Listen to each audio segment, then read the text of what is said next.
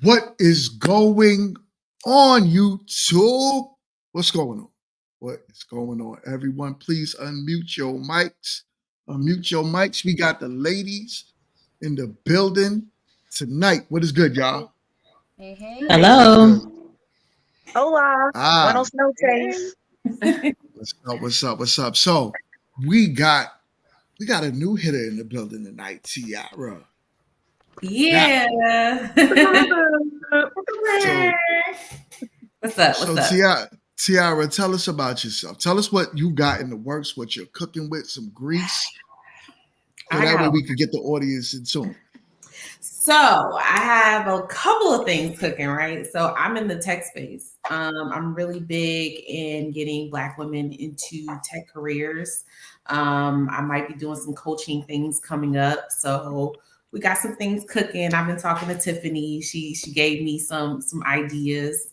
And because I've been working in tech for about 11 years, in the banking space, and now at a large technology company, I want to bring others into the fold to give them what my process is and give them the ins and outs. So that's what I got cooking right now. Yeah, that's it. Sizzling. We sizzling out here. That sound real tasty. That sounds real tasty. So everyone else on the panel, right? If y'all got something new going on, everyone's acquainted with it already. But just, feel free to shout your business out, what you got going on before we start the show. All right. Yes, well, Justified, you're up. Just got a new video out. Go watch it. It's popping.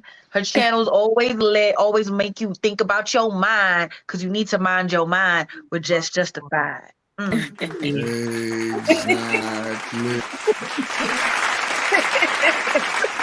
That's my girl. All right. So Just Justified. We got things cooking.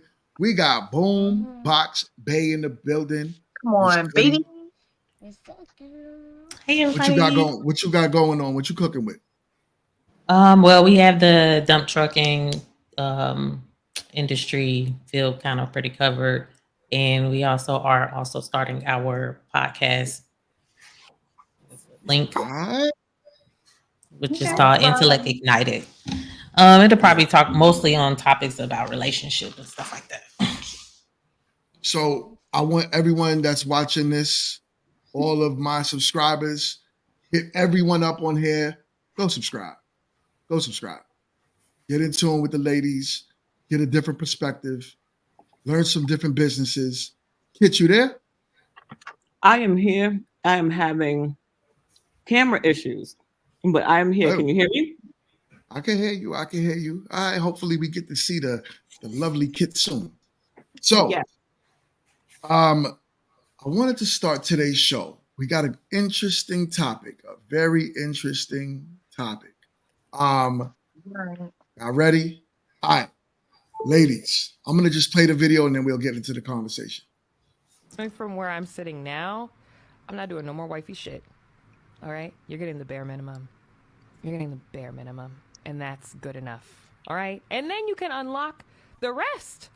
How exciting. You don't get to just have your cake and eat it too. You don't get to just have me do wifey things for you and not actually wife me up. Like, no, I'm not doing any more wife shit for anybody that's not ready to upgrade their subscription. Like, that's the way that it is. You either pay extra or you get the basic service. All right? All right. So, ladies, let's talk about it. Is it okay to give wife duties before you become a wife in order to become a wife? Oh, the real precious, what is good, what is good. I appreciate you. Thank you for watching the Hey, show. girl. What is good? Looking forward to working with you in the future. All right. So, let's start. Dion, how do you feel? Well, I was really trying not to. I was trying to use my inside laugh when I heard it because it was almost like a infomercial. Like for an extra $9.99, you can get the upgraded package. But honestly, I'm not really mad at it too much because I think, granted, depending on the type of woman you are, some things are going to be inherent. You can't help if, you want to do a little something for your boo, the guy that you're dating, make him a little meal, you know what I'm saying? Help him out every once in a while when, if you go to his spot and it's looking a little crazy, a little janky because bachelors live kind of crazy. But 100%, I do think like what it sounds like in the dating space is that women are giving up everything to these guys. So it's like, now what's really gonna make him want to marry you? Like, he's getting the milk, he getting the cow, he getting almond milk, he getting oat milk, he getting everything for free. What he need you for? Like, why does he need to upgrade you to wifey status if you're doing everything already up front? So I don't know. I don't know. I think sis might be onto something. She might be. Okay. Other thoughts on the panel was good. I got a little input there because I'm going to talk about myself. And when I was dating my husband, and I dated guys before him, and I'm going to give you kind of like what my feedback is there. So when I dated my husband, I had a couple dates and I ain't never go home. Like, that's you, my man, period. Like, that's what it is. I'm cooking, I'm there, but he made me feel comfortable. And in those first couple of months of us dating, he had his intentions there. This is what I'm looking for. This is what I want. And he showed it as well as vocalized it. So with his actions, he's talking to me daily. He's asking me how I'm doing. He's checking up on my goals. He's asking about the things that I care about. And we're talking constantly and we're building, right? It was a mutual thing. So a lot of women will view what I was doing as like giving him, wifey things up front, but he made me comfortable. He made me feel feminine, and I'm big masculine. I'm like, I got bags. I don't need these niggas. I'm very one of those. And something about his energy just told me, I got you. You don't have to do all that. It's not a facade. This is who I am. I'm going to show you who I am, which he did. And it's been consistent ever since. Now, in other instances, when I was dating other guys, you didn't know. And anytime that a man is unsure in his approach and how you guys are dating, and you can feel it. I feel like all women have this intuition where you're like, I'm not quite sure I'm feeling this man, but I don't know where he's standing when it comes to our relationship. So some women feel like they have to go above and beyond to prove themselves. And I have this age-old saying, I'm going to end it like this: either he likes you or he doesn't. There's nothing you can or cannot do to be wifey. Either he wants to do it or he does not want to do it. So that's kind of how like my take on everything. Like just be yourself. That's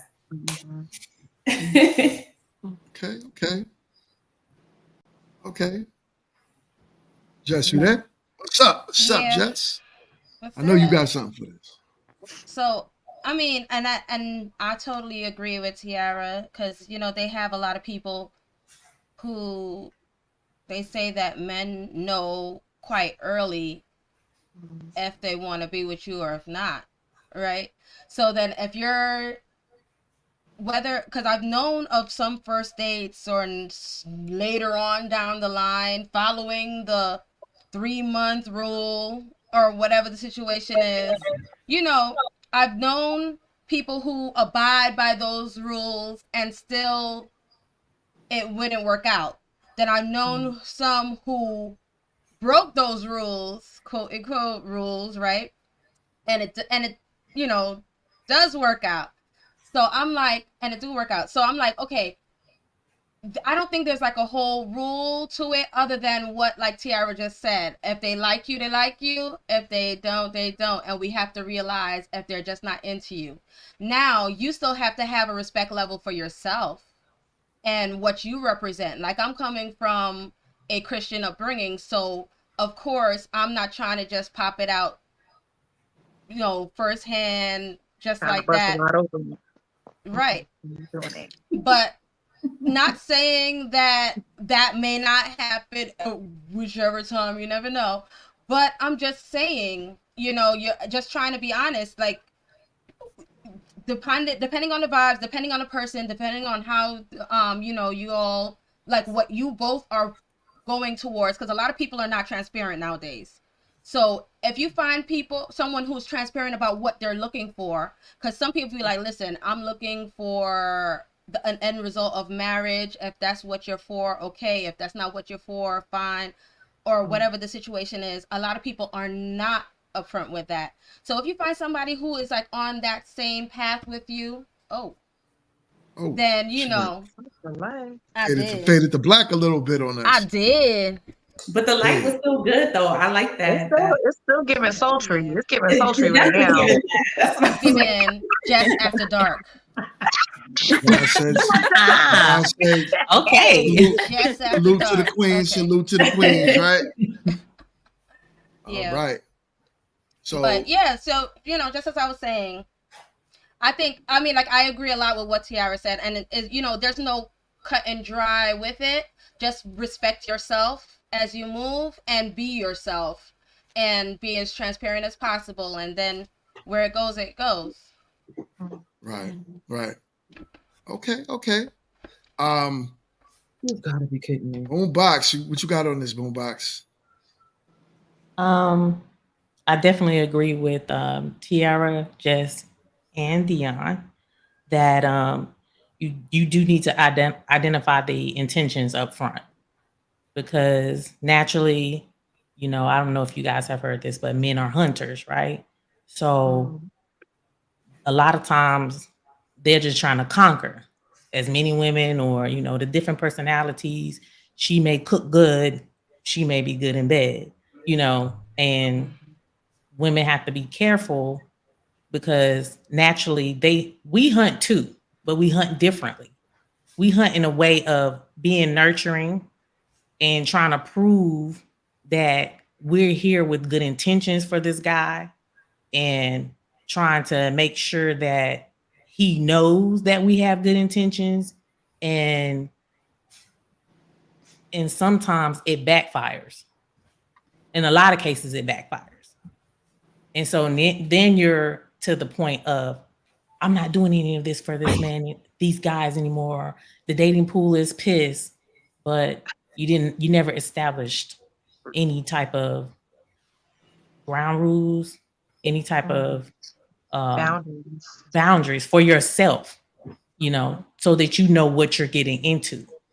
And I think that if people knew more about what they were getting into, and sometimes in a lot of cases, guys, like I say, they're hunters, so they're going to try to conquer you. So a lot of times they will say whatever just to get you where you want But that's where you have to trust your intention and know yourself and know what you want to do.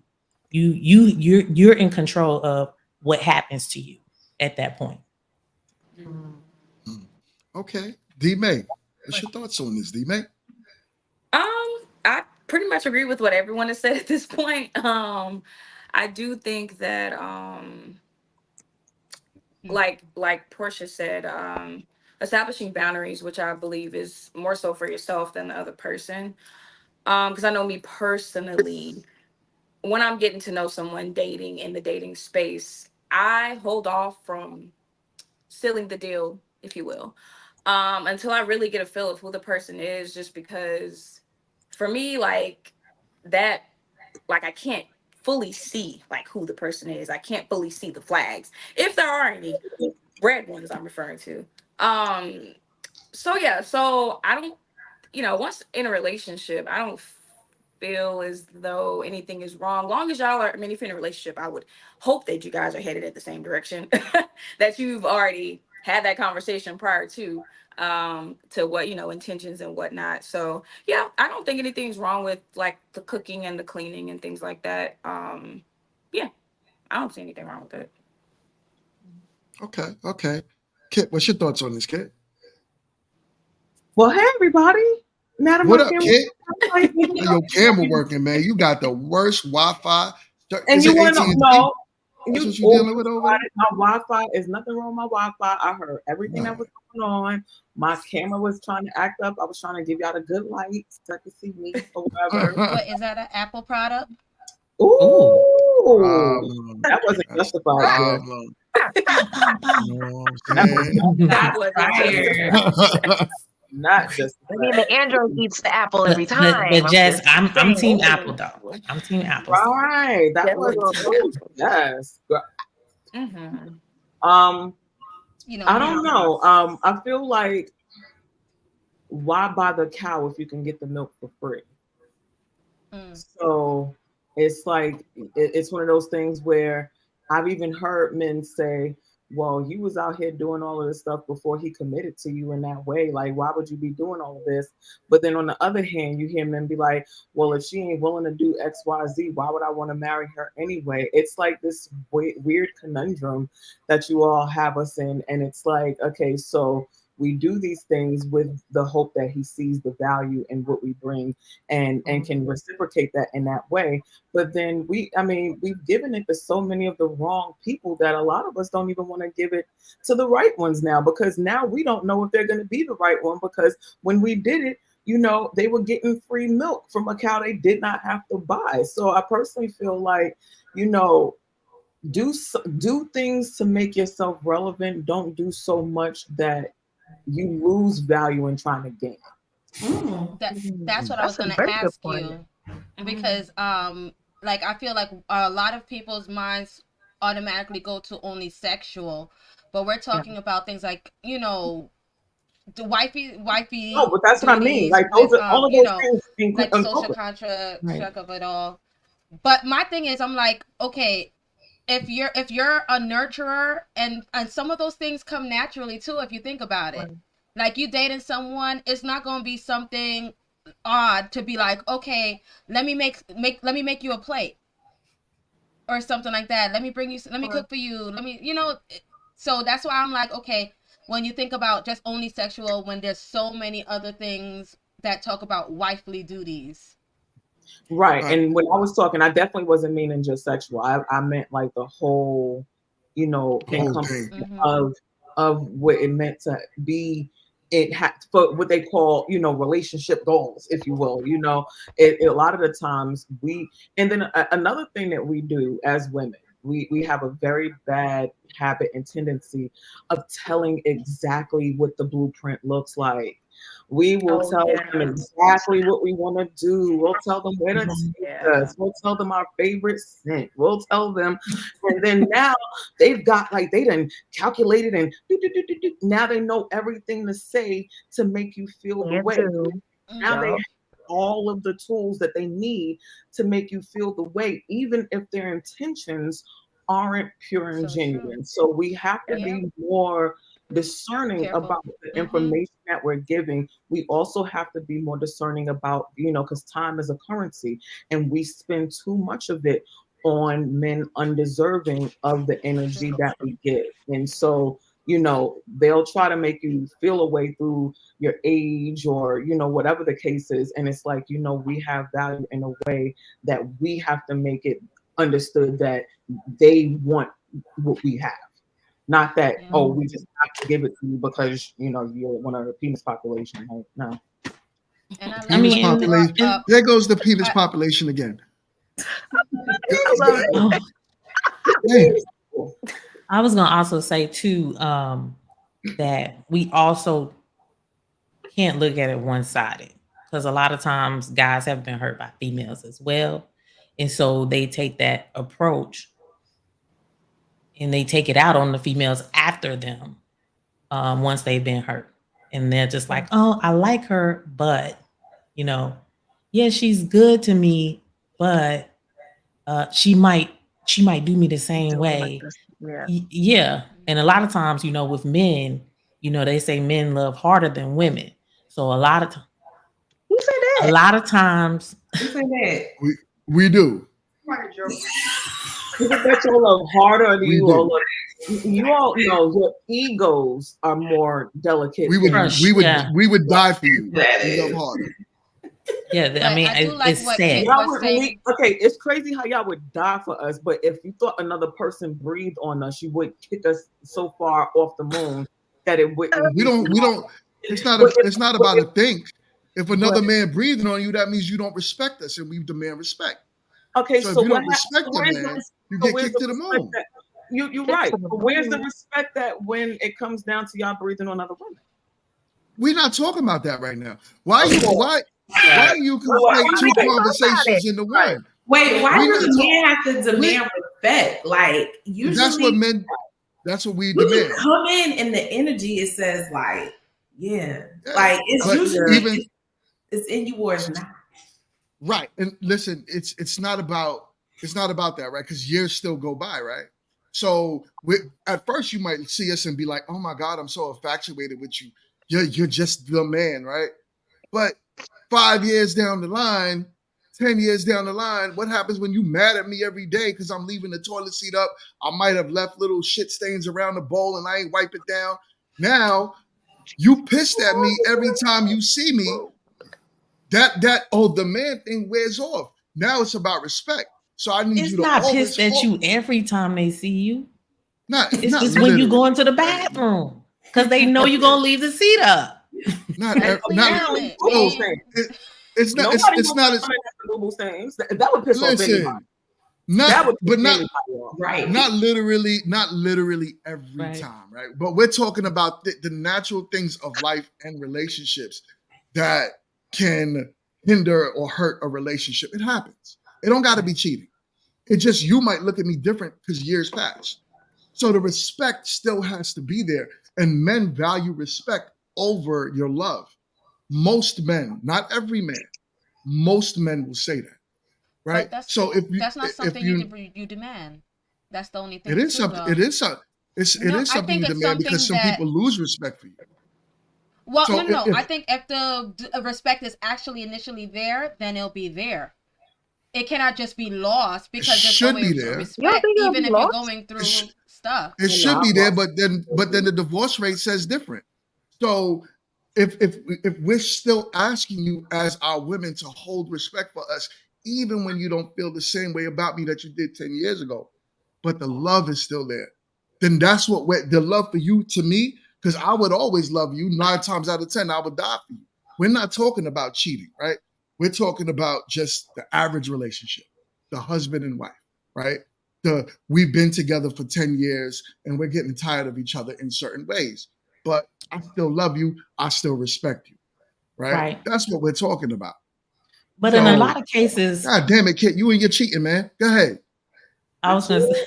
No, go ahead. I'm sorry. Go ahead, Kit. What you was going to say?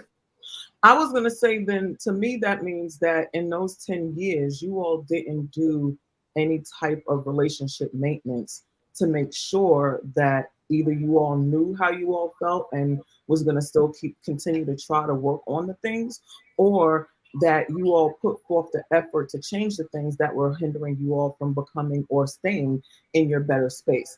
I personally know, like, if you're in a relationship in that way, like, you should have like a relationship check-in, like, hey, you know, whether it's every quarter or twice a year, you go to someplace neutral, you know, y'all sit and y'all hash it out in a way that's respectful, honorable, and dripping love. You understand? And understanding that this is a neutral space for us to really hash out how we're feeling, how we should proceed, if there's things that we need to work on. Because again, relationships, people change, people evolve. But if you all are not checking in with each other to see where you all have evolved, and if one has evolved past the other, then y'all are always going to have these issues. And it's like, people don't cultivate a relationship once they get in it. It's like, oh, I bought the bitch, so here. Like, no, you gotta. So you know that perspective too. Like, we have to be like, look, let's.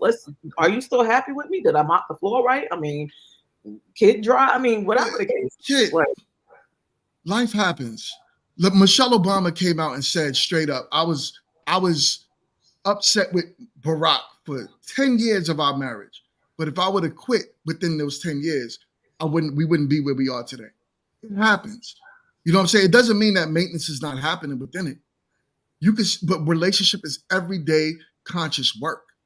And that's why people give up, because they just tired. They're just like, yo, I'm done, or whatever, and you lose the respect. And also, you'll lose the love, right? So then that's where it's like, okay, you may understand. We take away cheating, right? And we just look at it like we're just having average relationship issues. It might be finances. It might be the roller coaster of what's going down, up and down. I may have lost a loved one. Now my perspective of life may have changed. That's what I'm talking about. So when you go through that, it changes you, the individual. You could do whatever maintenance, but we might not be happy for 10 months. It happens. That's true. In a lifetime. 10 months is nothing to a lifetime. And real marriages understand that. And those are the ones that last the test of time. But the people that are so quick to be on some, yo, you know what I'm saying? I'm tired of you leaving these shit stains on the toilet bowl. I'm out. Or you come home, you throw your clothes on the floor and the hamper's right there. What are you doing? I'm out, because you did that for the past 2 years. but here's the thing. So before they got married, they didn't throw the clothes. They didn't have. Probably not. Probably not. I'm gonna be in honest. a lot of cases. I'm gonna be honest. If he does these certain things before marriage, because if you really take your love glasses off for like 10 seconds, you can anything see that your partner is doing before you say I do, he's going to do it, or he or she are going to do it 10 times worse after you say I do.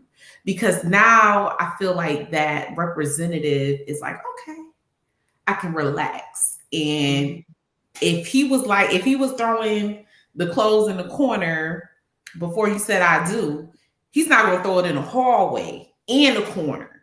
And if she is not paying attention to you, like she'll ignore you a little bit.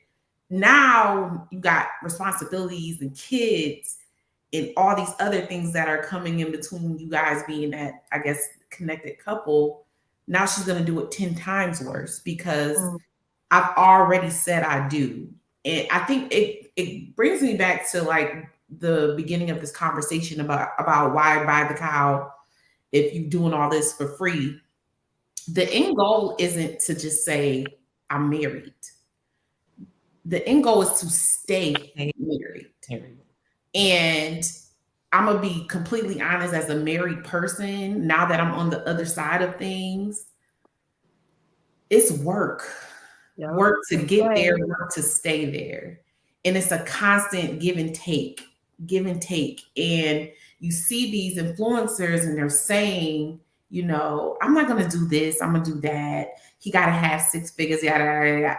You don't know. Life happens. This is real life. You know what I'm saying? Right. And mostly, some days I have to give him 100% and he gives me 0. That's all. He doesn't have it today. Or sometimes I'm only giving him 20 he's giving me the 80 to 100% because I don't have it today. It's really about you doing life with that person. And if you can't see that before I do, and this is in the dating stages when you're doing, different things for each other, not just domestic things, but encouraging each other, praying for each other, these different things that you need to be doing when you're getting to know, if you're in a serious relationship, you're going to carry those same things over to your relationship when it's like life is happening. We broke. Right. We got 11 kids. It's so many things that can happen in that time. So I think if your goal is to just get married, sure, hold off, play the games, do the tit for tat with folks. But I'm very real with mine. Like I can't fake it. If I'm gonna be in this situation, you're gonna see me. And I want to see you. I don't want to see your representative. So I'm going to give you as much as I can. And I hope you give me everything as much as you can so that we can see if we're truly compatible. But I know everybody plays these, I ain't going to give you too much type of thing, That's a fact. And I think that's real quick. I'm sorry, honey. Real quick. We got a super chat. I want to big up my man, Media Man. He is in the building. He said, good content ain't free. Salute, my guy. Salute, Media Man. I am looking forward to working with you in the near future. I will reach out to you. We're going to make this happen, my guy. Media Man. Anyone watching me, please go over to his channel and subscribe. All right. I'm sorry about that. Go ahead, hon. I'm listening. I was trying to see what you said. Okay, but what I was gonna say, right, was I feel like that whole we kind of touched on a few things, which I think was really, really good. The part that me and Jess kind of echoed a bit was the things that are kind of like inherently in you as a woman. If you have that nurturing side, you can't really fake that. If that's in you, it's in you. But I would say 20-odd-year-old me, I would have said, girl, don't do that. Don't cook that meal. No. Don't go to his mama house cleaning no clothes. No. Like I would have not had did that, because another part that Kit even touched on is time is so valuable and we don't have time to waste. And when you get in these situations, if you don't have if you're not equipped mentally, if you're not equipped emotionally, you can get caught up.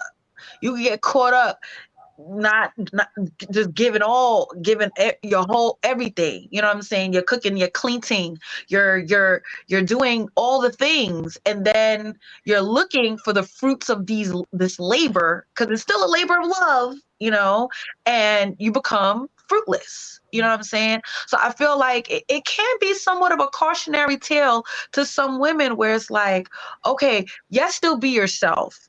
100%. Nobody's saying not to be yourself, but also be very careful on and mitigate how you give so much of yourself, in the sense of like, no, I mean, you don't need to be doing his laundry. You don't need to be, what I'm saying? Like, you don't need to do all of that. Like, it's one thing if it's a hard situation, like maybe he ain't got a washing machine or a dryer or whatever, and you looking out. But when it's like, no, I'm washing your clothes every week. I'm putting, I'm folding them, and you know what I'm saying? I'm pressing your stuff. And it's just like, if you're doing all the things up front, I do feel like a woman could get caught up where she's just the girlfriend. Turn around. It's 10, 15 years later. Like, that blows me sometimes when I meet women sometimes who says they just been in that space. I'm like, girl, why? Like, why are you still there? So, but I want to ask you a question, him. I want to ask you a question on that, mm-hmm. because it was different with us. Yeah. Right. So what I'm trying to find out is what you're saying has to do with the way dating, the dating market is today. Because when you and I were dating, what I gotta give my wife is this, right? When we were dating, she wasn't coming by my house washing my clothes and all that stuff. Definitely. Everything she just said she wasn't doing. But when we started saying let's cohabitate, which most people, I don't recommend you do that until you're married, right? But we did that, right? So one thing that made me say I would marry her, because she cooked, she gave me the toughest beef ever. One time. I had to Keep bringing it put up, that beef but it was back in one the time. oven so that thing could get tenderized because I couldn't even chew it. I thought But I you lost ate it. my back tooth. I was like, But you yo, ate this it. is crazy. You ate I it. ate it though You did. because I loved her, right? But I want to say She something tried. else, but I'm gonna chill out. she tried. Chill out. So the one thing that she said, Something and else this is what I do advise. This is what I do advise younger women. There was one situation, and I know you don't mind me sharing this, because it's not like, it's not nothing crazy. One thing she did, she said, I was like, yo, let's get a bank account together. We should share accounts, get a joint account. And she was like, what? You're not my husband. Yo, when I knew I didn't have all of her, I said, you tripping. Hold on, let me go get a ring. And I'm going to marry you because I need all of you. I don't want parts of you. Right? You were singing John Legend. And- all of me. Love I guess. all of you. So, that's different, But I said, so I do advise that women do not give men everything. But I do think there's a fine line with that, right? Because if I don't think you could cook and clean and do nothing, I'm probably not going to marry you. I think it's just like Tiara said, her husband was very intentional with her. Mm-hmm. And that's when you should say, is this man worth giving some wifely duties to? Because if the man is intentional, you know it. That's vetting, right? The problem is women want to do this for Pookie, you know what I'm saying? And then get upset that he's not giving her nothing in return. That don't make sense. You can't be mad because you picked him. You picking Pookie and you hope that he would change and be something else. Well, Tiara didn't do that. Tiara knew that this man was. Oh, wait, hold on. We're gonna stop there. Could we stop right there? Okay. Let's stop right there. Let's put a stop there because I got a word. I was with Pookie. Okay. I had a Pookie. Right. I gave everything to Pookie. Right. And Pookie did me dirty. Mm. To and fro. Right? But coming out of that situation, I made it my mission to one, forgive myself for that. Mm. Because the signs were there all along. The flags, I was painting my nails red with the red flags. You see what I mean? I was like, oh, I love Pookie. Yeah, I can do anything for him. I can make him love me. I can make him be intentional. I can make him want me to be his wife. That's the hunting. That I wanted it bad. Really. Mm. And I want to tell the women, you can't want it more than the man. It ain't never gonna work for you. We gonna drag you from North Tryon to South Tryon, from New York to North Carolina, by your weave. Ciao. Oh, wait, hold up, girl. Hold Not up. the weave. We're gonna drag you to hell and jail. Hold up. Girl. And you gonna come out of that situation. I'm shaking. You gonna come out of that situation feeling like a shell of yourself because you have given all of you to someone that does not even know or appreciate who you are at your core. And I think a lot of times, a lot of women end up in those situations because a lot of them don't have, they don't have the visualization of an intentional man. A lot of females are growing up and they see their mom still dealing with Pookie. You know what I mean? So sometimes it's just at the root of the problem, and then so they don't become equipped with those things that they need to be able to make sure that they're protecting themselves when they get into these situations. Because like I said, women, they hunt too, but they're hunting differently because you're trying to prove that you are worthy of the wife title. Mhm. And if it's to the wrong man, and then that comes with like time. You got to take that time out with yourself to know yourself.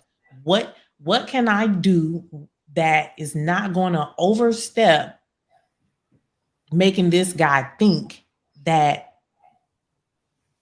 I'm going to stay in this position, or that I want to stay in this role right here, and that he doesn't have to give me that title. He doesn't have to label me what I want to be labeled. I don't want to be your girlfriend, like showing up 10 years later. This is my girlfriend. Oh, how long y'all been together?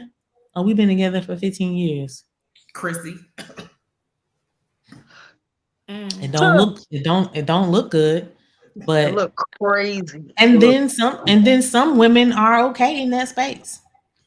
Some women Yeah. are, What we're really not touching on is that, and women, I know. ain't no way, Chief. Hold us accountable. Do it. I have to. We have a hero complex. We feel like we can save we can save the day. Like, oh, you know what? He just needs more love. He just needs for me to show him how to do this.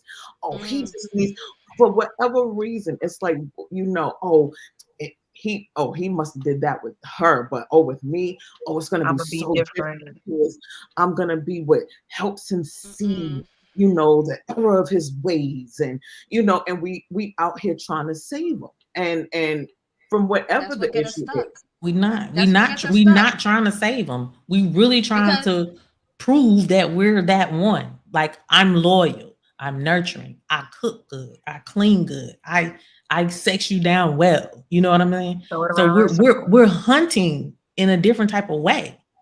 We're doing the exact same thing that the man is doing, but in a totally different realm of things. But he's taking the time to get to. As Kit just said, though, that blinds us, like where we try to save somebody from, and it's in front of our face of how, if we actually take a step back and not try to be like, okay, but if I just love a little harder, if I just do this, if I do that, and, you know, things will get the guy and all that. When we look at everything for what it is and go by that, half the time we'll have a different outcome. Where I think that's where a lot of women kind of fall short, because even I don't understand how, and this is kind of not totally related, but related, like the number 3, 4, 5 baby mother. How does that happen on our watch when we want to feel a type of way when people are talking about the single mother culture? You know, we're the ones that saw, okay, how was he with even baby number 1 if that was the case? Because he was gonna I'm saving him. Like, they didn't do it. They didn't have what I got. I'm different. How could you fix a man? How could you fix a man with 5 kids? How can y'all fix Future? Why do y'all have some type of superpower that can fix a Future? And then after all of that, pray for Russell Wilson.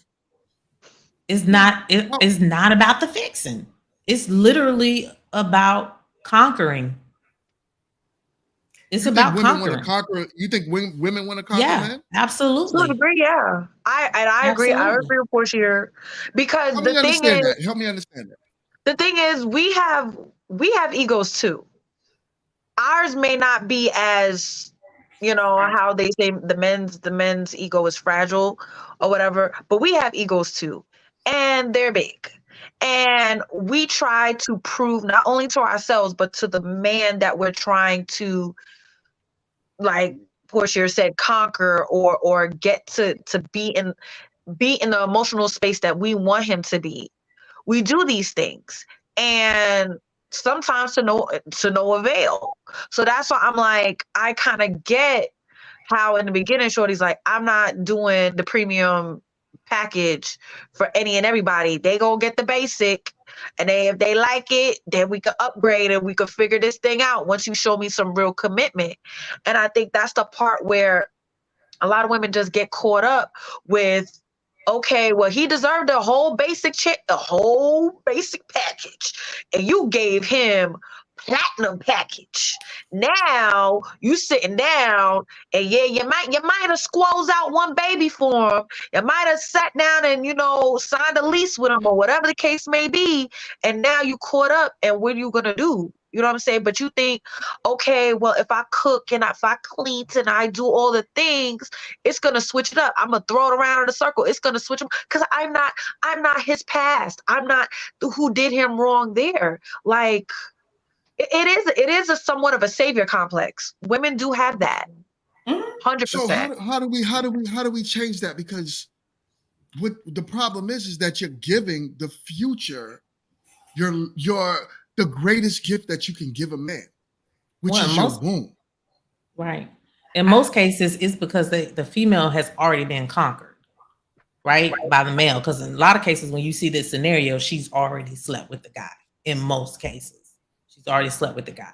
So now she's doing all of this to keep him around, right? To try to get to girlfriend status at this point, to get to wife status, right? So then you got her trying to conquer him. So first it was him, now it's her trying to combat with what has happened. I think women have to understand that we cannot rehab mess. You have to look for signs of someone who is portraying as if they have healed from what they've done in the past. I look at three things. I look at his relationships previously to mine. I don't take those things for granted. I think understanding your past is kind of me understanding kind of the traumas you experience, but I also listen and sit and hear how you rehab those yourself. If I don't hear any growth in some of the situations that you experienced from the past where you may have mistreated your previous partner, some type of self-awareness is needed, right? My issue is some men can use all of the therapy words and with the internet, everyone can look something up and be like, okay, I'm not going to gaslight her. I'm not going to do this. I'm not going to do that. And then they'll try to portray as if they're healed. But the biggest way of seeing if somebody is really healed is re-triggering them. I don't know. Like, I'm not saying like play these games and re-trigger them, but I like to see if you have actually healed from what you said you were healed from. You cannot cure the futures of our generation, right? They're going to have sex with multiple partners and have children that they are not caring for. You can't care for 7 children in different households. That's just not realistic, right? Yeah. But you can see where their conversation lies, right? When you are dating a man with children, and if they're not talking about their children, they don't know their children's doctors, they don't know their children's allergies, they don't know different things that active parents should know, then that's the issue for you. So you should close up your womb, close them legs, because you know that you could potentially get pregnant and you could potentially be a single mother to someone who's not going to be intentional about raising you and your child together. You're no different than the first 4 women.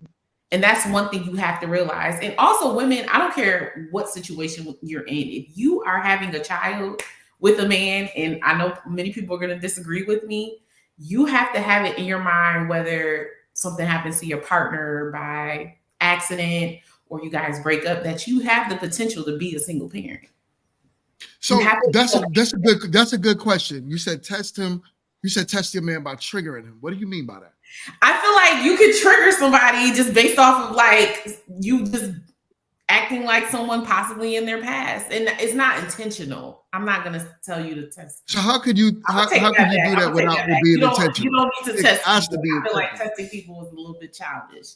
But The whole point. The whole point I of think it could come up. I think it will could come up unintentionally, and Mhm. then you could see how that person reacts. Like I feel like like that happens in relationships. Like yeah, if it's it could be unintentional, something. 100%. Right. It could be unintentional, but unintentionally also triggering somebody. just piggybacking off of her point of saying like, okay, if you're gonna sit down and be like, whoa, you know what I'm saying? I'm mad because you just reminded me of shorty that, you know, I dated 15 years ago, or, you know, my ex-wife or my baby mama, whoever. And it's like, okay, player, why you still here with it though? Like, I thought that was back then. Like, why are you bringing all this energy? Why are you up here with your chest so swole when that was back then? We together. You know what I'm saying? So I think that is a Listen, good point. Like, it could happen. You know what I'm the saying? Like, there was. triggers happen. I don't think any of us could really say, even with all the therapy that you had, that you could be a 100% changed man or woman. I do believe that we could work on suppressing things and maybe learning how to deal with it differently, right? But to sit there and say that things won't trigger you, that triggered you because it was a trauma that happened to you, like this comment just said, PTSD is a real thing, right? And when you deal with certain traumas, that's your husband, that's what's up, and it's real. PTSD is a real thing. But what are you supposed to do with PTSD though, babe? Well, you could go through therapy. You could do all of those things to work through it and learn how to handle it differently. Right. But it doesn't mean it's not going to trigger you. And sometimes with people, they'll trigger you and they keep triggering you and trigger you until that comes out again. And it almost feels like it's intentional. It's like, yo, are you doing this so I can snap? Do you know who I am and was? Right. And then now we the big bad wolf. Now we the big bad wolf. I think that portion of it, I feel like it is different because yes, if somebody is doing something that you vocalized, right? Hey, this is a trigger for me. I don't like it when you do ... And you tell that to your spouse, your partner, who your significant other, whatever way you want to put it. You tell them that. You're not, yeah. So you tell your significant other, hey, I don't like it when you do ... And I need you to know that I'm still working on getting past ... So when you do that, that brings me to a dark place. And I need not to be in that dark space with you because I love you. You know what I'm saying? So you got to understand that if you don't vocalize that, and then on top of it, couple with doing the work personally by seeking out therapy, by looking for support, by creating community where you feel like you can get some of this stuff out in a healthy way, you're always going to revisit that. We're human. We all have triggers. That goes without saying. But how you handle those triggers is what's most paramount. How you respond. It's not the trigger, it's the response to the trigger. Is what's showing the growth. It's showing the emotional fortitude or emotional intelligence that that might have reminded me of it, but I'm not spazzing. I'm not about to start breaking glasses, because you know what I'm saying, said something that remind me of whomever. Like that's the part that you gotta work on. I can feel that. I could dig that. I could dig that. D-May, what's your thoughts on this? Yeah, I just lost my train of thought. I was thinking about something earlier, but then I kind of got lost. You got lost in the sauce. Yeah, lost in the sauce. That's all good. It's all good. What's up, Kit? I know you got something to say, Kit. What's up, Kit? What? I was gonna say D-May must have got one of my edibles. That's all I was gonna say. Edible, no, Incredibles. ma'am. Reach out. Hit up her website, y'all. Get yourself some Edible Incredibles. Go ahead and shout that out real quick. I'm about to say, yes, the Edible Incredible. We actually just put out an adult animation series teaching about cannabis recipes it's a lot of fun. It's actually funny, but also educational. So definitely check that out. I'll make sure I put the link in. But if you want to get your goods, definitely check out the website. And we do have a new class getting ready to come up, and I will let you guys know about that. But yeah. That's what's up. But no, I totally agree with y'all on the topic, right? Like, you know, listen, as a man, I do believe you do need to show us that you could be a wife, right? And that comes in the form of many things. That comes with cooking sometimes. That comes with cleaning sometimes, right? That's showing that you care, you love, and you respect me in different ways. How we receive the love from y'all is different than how y'all think we are supposed to receive. But it's just most men, not all. And don't say, I'm never going to say all, right? Because I know y'all hate that word. Y'all going to be like, not all, not all, not all. God damn it. Listen, not all. But most men think the same exact way when it comes down to respect and relationships. Most. So we need to see those tangible things from y'all in order for us to say, yo, let's move on to the next step. So I do have a question regarding the maintenance part, right? So you go to a woman's house and whatever, let's say y'all dating for 3 months or whatever. Every time you go to her house clean. Every time you use her bathroom, it smells like potpourri. Every time you look at her kitchen, the stove is clean and she got something in the microwave. You know what I'm saying? Like, doesn't that show the type of woman that I don't she want is? you to Doesn't have that show nothing in the that microwave. I want something on the stove. Whatever. My point is saying you're seeing the maintenance of how she maintains herself. You're seeing that she's a clean woman. You're seeing that she's an orderly person by how she upkeeps her space, right? So why does she need to necessarily, I mean, granted, yes, you're showing things to show that you care, but is that necessary in order for her to show that she's a wife material when she's able to keep her space clean, she's able to cook, and when you come over, she has a plate for you when you come over. She don't gotta be cleaning up your apartment or whatever. She ain't gotta be doing your laundry and et cetera, et cetera. Yes, you do. Let me tell you. Let me tell you why. Everything you just said is you being an adult. But everybody don't. A lot of people don't know how to be a clean adult. Some of the people's nasty. But that's neither here nor there, right? That's just saying that you clean up after yourself. I don't care about that. Would you do it for me? Would you do it for me, the husband? Wait, let me ask this though. Because you want to be a wife. Okay, so look, so I do all of this, right? I've proven myself. I can do all the things, you know, through my hands with strengthening, right? Now we've done that. So now what? Are we on the way to go get my finger sized, or like how I mean, because I've already showed you that I could do all of these things. But if that was really the truth, it's only a piece of that. Go ahead, kid. My bad, son.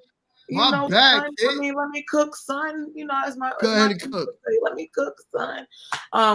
If that was the case, so many women have done this trial by fire. They've done this whole I can do the things and I can be the person, and here I am and I'm ready and we're doing this thing together, and now you are like, oh, okay, well, I know that you went through the test on brimstone and trial by fire, but sorry, ma'am, you didn't make the cut. Like, so like when we're I mean, y'all do it for the wrong dudes. I'm auditioning, right? So if I'm gonna come in this, I feel like I'm ready for Tara to come out with her cards. In this hand, I have the card of the one who's going to be my wife. Word, like you're gonna be the next American Idol. No, you're not. Like and I just don't. I mean, I get it. I get what you're saying, but at the same time, I'm like, so I do all of these things, you have any idea of how many women have done all of these things and end up with the consolation prize and have nothing to show for it but lost time and some other man's house that's really nice and clean with a plate of food? Like, I mean, it's cut and dry. He didn't want you. Right. Thank you, Portia. Thank you, Boombox. You did all of that, and he never wanted you to begin. You did it for the wrong man. So why aren't you? So why then do I have to? Why do I have to? So how do I know which one is the right man to do it for? Maybe I'm asking the wrong. Because he would also be doing things for you. Thank you. So so here's the thing. It's a lot of men. Let me be very clear, because apparently I'm not being clear. I like to be clear. Like Chris, there are a lot of men who will reciprocate in ways, again, because they had the blueprint, because sometimes we talk too much, and they do all of the things to make you feel like you are the one, and you are doing everything to ensure that you are the one.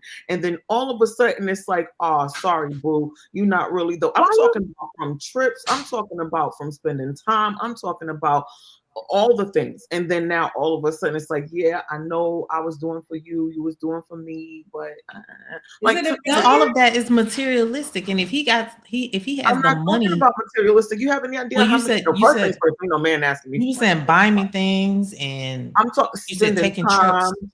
Okay, because regardless of who pays for the trip, time has to be spent. To me, time is always going to be the more valuable currency. I can always go and get money. I can't get time back. True. That's real all day. So when you go on this trip, are you having fun, or are you still trying to figure out if y'all in a relationship or not? Because if you going and you going to have fun, then that's what he's going. He's going to have fun. He's going to have fun with you. He may like your company. There are women who have gotten left on vacation by their man because they had another woman at the hotel. You must not take. You're talking about very rare situations. You're not talking about what majority of the time happens. There ain't no man be just the average man just leaving women out there on vacation and they break it. Like, well, it may happen though. And in that case, it's something that he's not wanting from her. Right. That's fine, but that could have been communicated before we did anything. Kid, let me get the mic real quick, Kid. Here's the thing. Yo, Kid. Kid, you know you my peoples, and I gotta get at you though. I'm okay with that. You know I'm good with that. Because you bring up certain situations that's like, okay, wow, that's far left. Like that is not common. That does not just happen. Now, not saying it doesn't happen at all, but it's not common. Now, to talk about a man and what it takes for you to know that a man is intentional with you, right? That man is going to give you, at least you'll start to see, and I give Crimson Cure, she's another YouTuber, I give her the credit for this. You'll see that man starting to give you part of the 4 Ps. First, the first thing a man will start showing you is provision, right? He'll start paying for things. You know what I'm saying? He'll start doing things for you, not saying all. The second thing that man will start giving you is some form of protection. Now, protection doesn't mean that he's out there knocking people upside their head because they talking greasy to you, right? That's rare too. That doesn't happen. Not every man is out there beasting and beating up every man for trying to holler at his girl or saying something crazy. But protection comes in many different ways. Protection could just be me. You need your tire went flat, and I'm getting out there in the middle of the night to help you put air in your tire, or you need gas for your car and something happened to your debit card or whatever. You ain't got no money because you broke, and I'm sending you money to go take care of what you need to. I'm offering you different forms of protection. Now, the other part is problem solving. That's the 3rd P. When a man starts to give you problem solving, you know that man is truly into you. That's you coming here to him. Yo, I'm going through this at work right now. And I'm stressing, and this is what's happening right now. And that man is offering you solutions to your problems. I'm taking my time to try to offer you those 3 things. Now we're married. Now I'm supposed to be giving you procreation. That's my 4th P. But I'm also giving it to you with the under the guidance of marriage. The problem is y'all ain't looking for none of that. These dudes take you out of McDonald's, y'all giving them sex, y'all drop a baby, and then boom. Say it ain't so. And so McDonald's? Lies. Name. I don't even eat McDonald's. What? First of all. Lies. I ain't never Mickey known you to D's. smoke crack. Where are but you say at? that Oh, you nobody do. that was doing no McDonald's. Nah, Dropping bro. drawers I, for I, I, McDonald's. I ain't That's never wild. known you to Listen. be a smoke crack, but stay away from white things, cause who Lord, Well, everything that I said, you saying is cap right now? I ain't saying Big Maybe everything not you're the, saying, but I feel maybe the I feel like McDonald's thing is cap, I right? feel like there's some white lines being chopped because it's got to be on coke. It's got to be. It's got to be a Not Man. the cocaine. No, not the booger sugar. Man. We don't do that. It's got to be because again, I get what you're saying, but let me tell you something, and this is coming from a woman's perspective, and I understand, it's grown you the GMT, but this is definitely the woman's panel, and from a woman's perspective, I know of several situations that have happened where women were blindsided and did all the things, and he was doing all the things. And what do they say? I never even saw it coming, because there's situations where women were in relationships with a man and they pop up married, and they be like, wait, but how's my boyfriend married? Is this possible? It Because they happened. were showing a representative. I think that's And the what I'm best way to saying. answer that. They were That's showing a what I'm representative. They were not saying. being But real. I was giving And him it's every. unfortunate Y'all because sat there. we don't see How it. much? So now, Hold How up, much I but stop? Go ahead. Go ahead. Jess. Go I'm ahead, sorry. I anyone do of want to y'all. say something on that only because, that's something that happened that I've witnessed. There are certain toxic people that come representing everything that you want. And then that's why even when kids said earlier about be careful, or someone said it earlier, about be careful about putting everything on the table 100%, because there are, and I'm not saying it's every situation, but there are situations where they are sending that representative and looking and doing everything the way they're supposed to do it by what they, know what the standard is of doing that, listening, especially narcissistic types. That love bombing stage is real serious. Mm-hmm. It's real serious. They're coming at and showing everything the way that, they're supposed to show it. Married women on the panel. Y'all tell me what did you see in order for your man to know that this was the one? You start, Dion. Say that. Can you ask start. that question again? What did you see? What was I giving you for you to know that I was going to marry you and you were going to be my wife one day? In the vetting stage, in the dating stage. Was I being intentional with you? Oh, yeah. Yeah. How'd you know I was intentional? Because I saw different things that I didn't experience before to the magnitude that you were showing it to me. Like that was, huh? That's all you wanted? Thank you. Oh, No, you're I'm welcome. listening. Hey, Oh, yeah, keep going. yeah, you're welcome. So, I mean, like the closest thing that I can remember, that always comes to mind, honestly, is when it was like we were not engaged, but we were very serious, and we weren't living together, but we were spending time a lot, right? And I remember the conversation I had with my dad, and he was just like, what are you doing and all this other stuff. And I would just explain. I was like, I remember that protection part that you said was a big deal to me, because I didn't experience it again to the magnitude that you showed it. Like, you were always concerned of my well-being, and that was a big grievance that I had in a previous relationship, where I felt like, okay, if I'm not in a car or I'm not in a cab or something like that, I'm taking a train, doing overnight or whatever, and you're like, you staying on the phone with me, making sure I got home safe, or you picking me up or whatever the case. Like, that was different for me. It wasn't to say like, it was just to that extent. It made me feel like, okay, you're staying up to make sure I'm good. Like, you would call me, you would check on me, you would make sure I was good. And I felt like that was one of the biggest things for me that I felt like I needed in a potential spouse. And right. definitely, So the biggest thing that you got was protection, right? That was one of the biggest Yeah. things that stuck out. Yeah. So, Tiara, what was the one thing you experienced from your husband before you got married to him that he offered you that you didn't see in any other man you dated? I would say protection. Emotionally, I was going through some legal trouble. And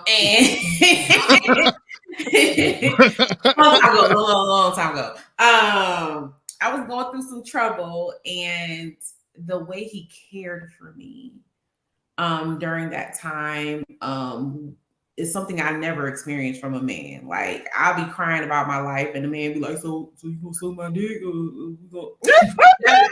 That's usually, you know what I mean? You be crying about your life, and you be like, "So we gonna fuck?" Like, no. You know what I'm saying? So with my husband, I knew he was my husband with two things.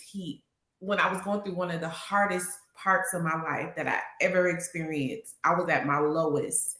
He offered protection. I used to deal with like heavy panic attacks, and him holding me and getting my like, he just knew what to do in that moment to make me feel safe when I felt unsafe even in my own body at the time. So I think that showed me like, okay, this man could be my husband.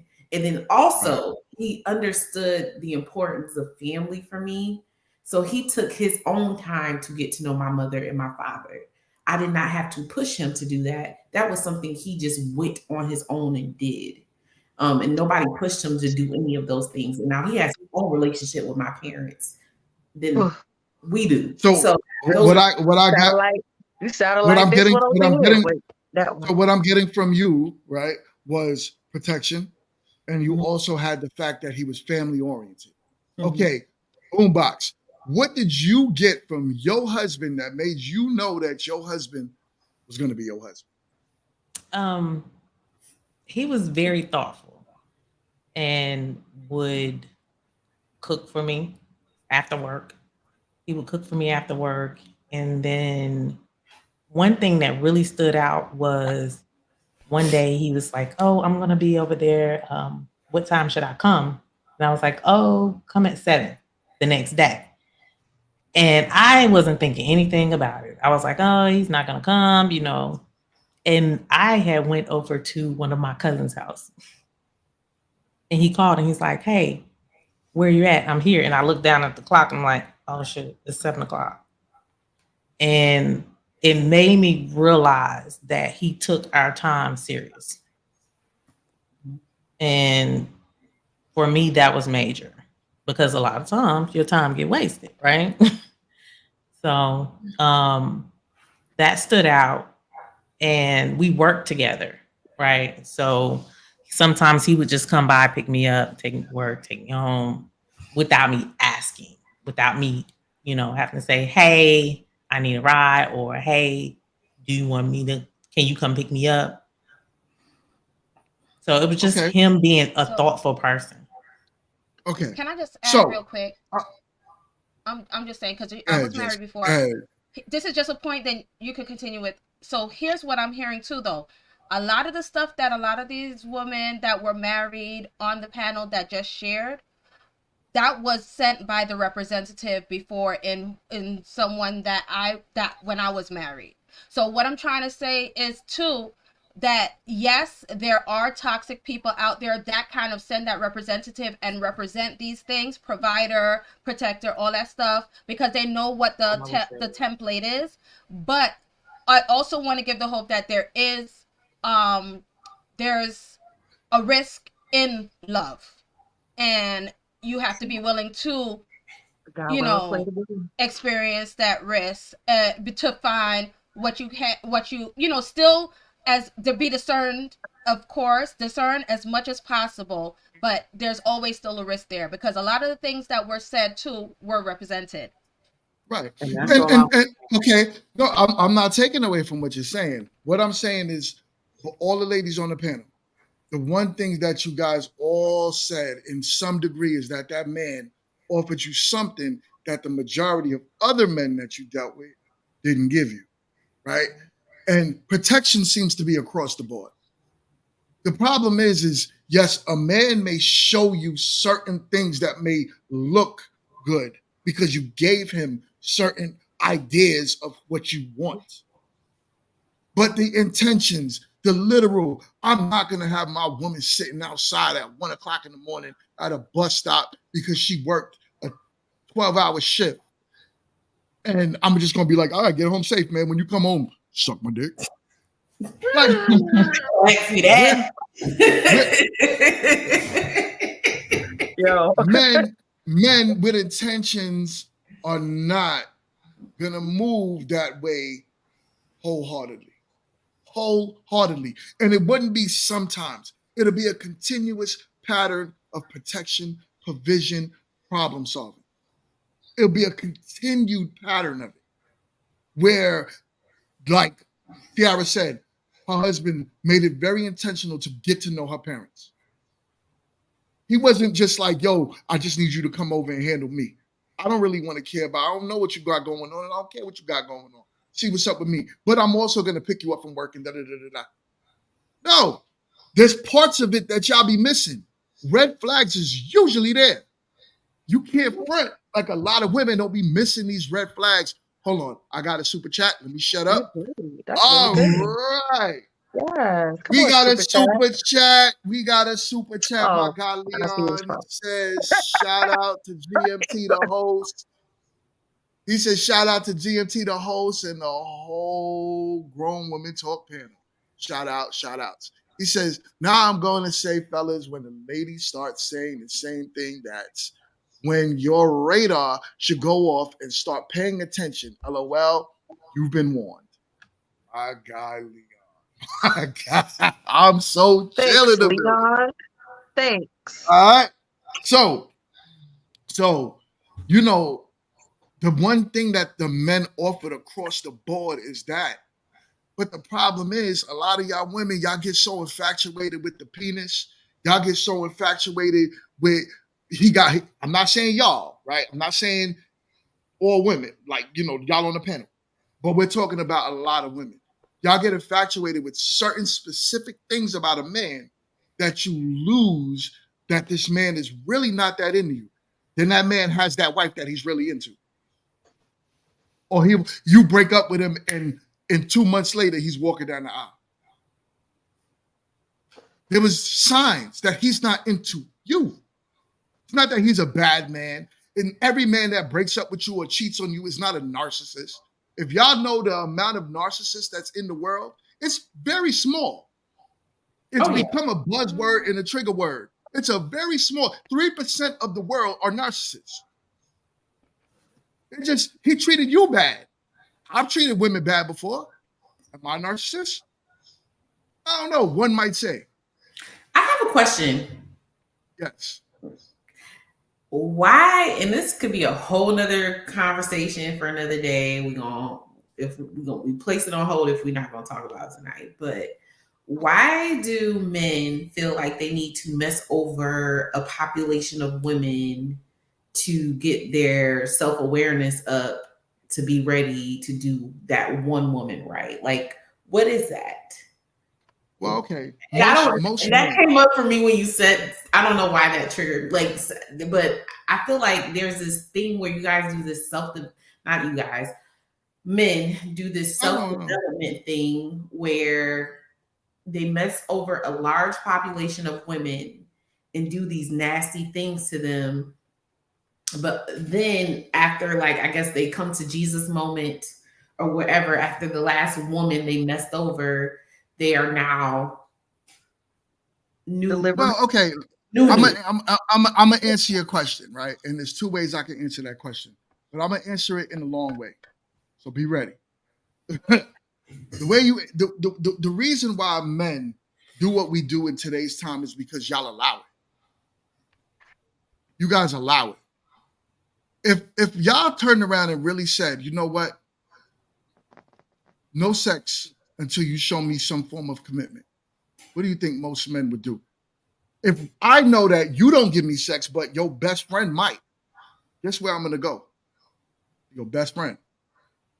But if your best friend held her chastity as well, and then her friend held her chastity, and then her sister held her chastity, then men wouldn't have no choice. This is why women of the past were married at a higher and larger rate than y'all today.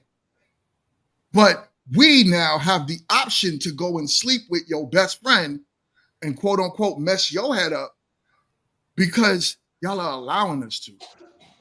Sex has become the cheapest thing that men can get. It's free in most cases.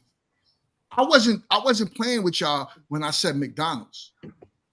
Men literally took women out to McDonald's and had sex. I have. So to turn around and say that, sorry, hun, to turn around and say that, you know, it's like this is because y'all dropped the price of the value of what women are and were.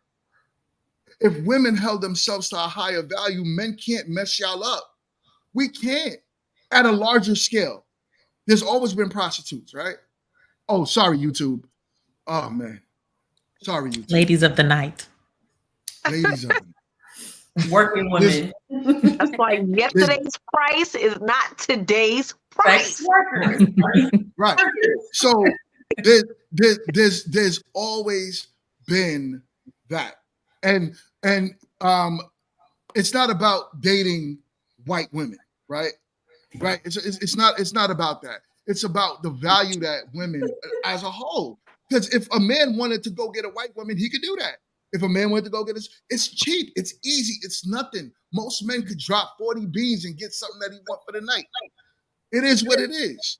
But the problem is if women as a whole started saying, yo, young lady, hold yourself and kill the sexy reds of the world. Ain't nobody, go sexy, go. Like you was yelling, kid, what you was screaming on when they was arguing on Sunday. That's what I'm saying. The sexy reds of the world ruin the dating market. They drop the price of, they drop their value. They drop the value of what a woman means. And I could go have sex So with a your woman friend loses value when she has sex with men? depending. So naturally, How to soon? us, Is it how we how look soon? at y'all, how we look at y'all, 100%. The more you put your body out there, the more the average man. I'm not saying all. I hate saying all. I don't want So to not men all. are the people to reason kill why our value would drop.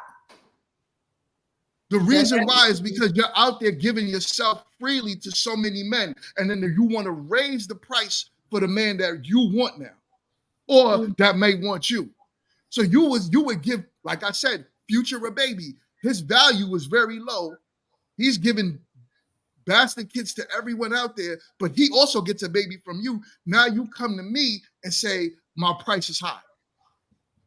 No, it's not. I don't care about what you set your price at. I don't even need you. I have to disagree with it.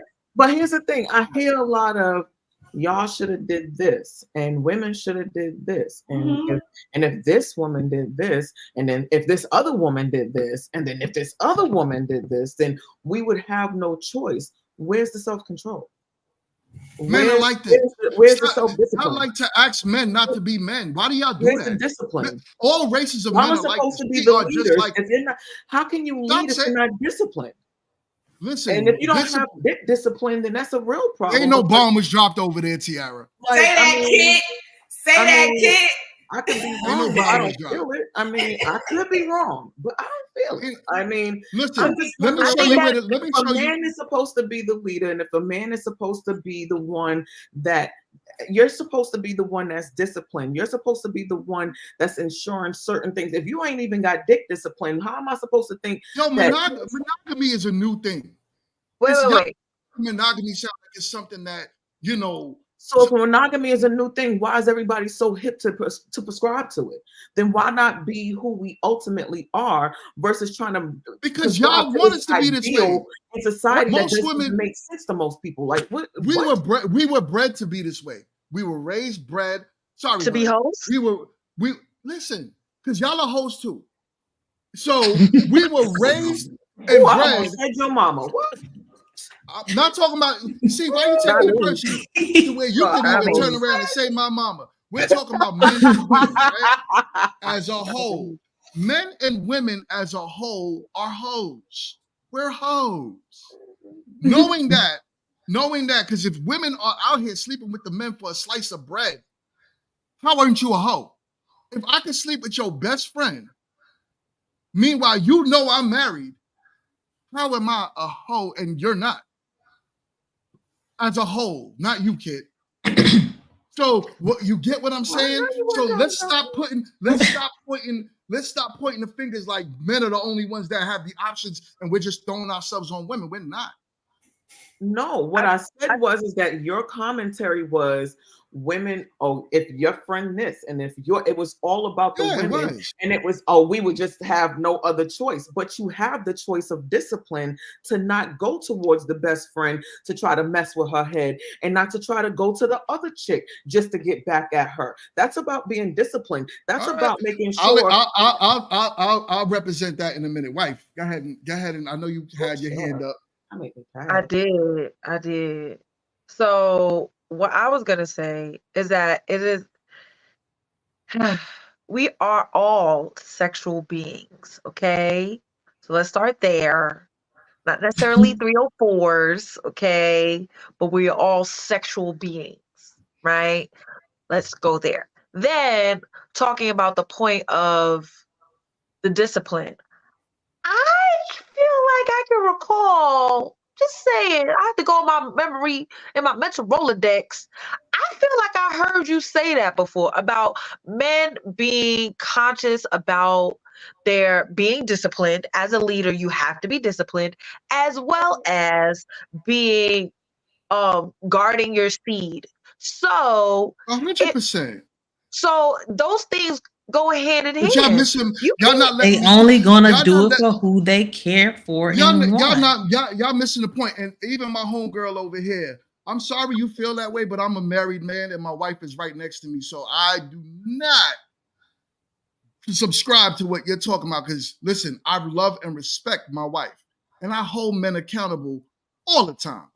So I didn't even get to see the whole thing. So it's all right, ain't nothing. But the whole point of what I'm saying is this, right? I'm not taking away the accountability from men.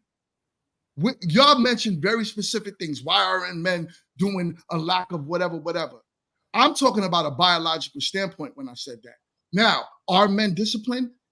There's a lot of men that don't cheat. Do I feel like men, it's okay for a man to cheat? Hell no. If you make a commitment to a woman, commit to that woman. That's it. If you're going to be a man of your word, be a man of your word.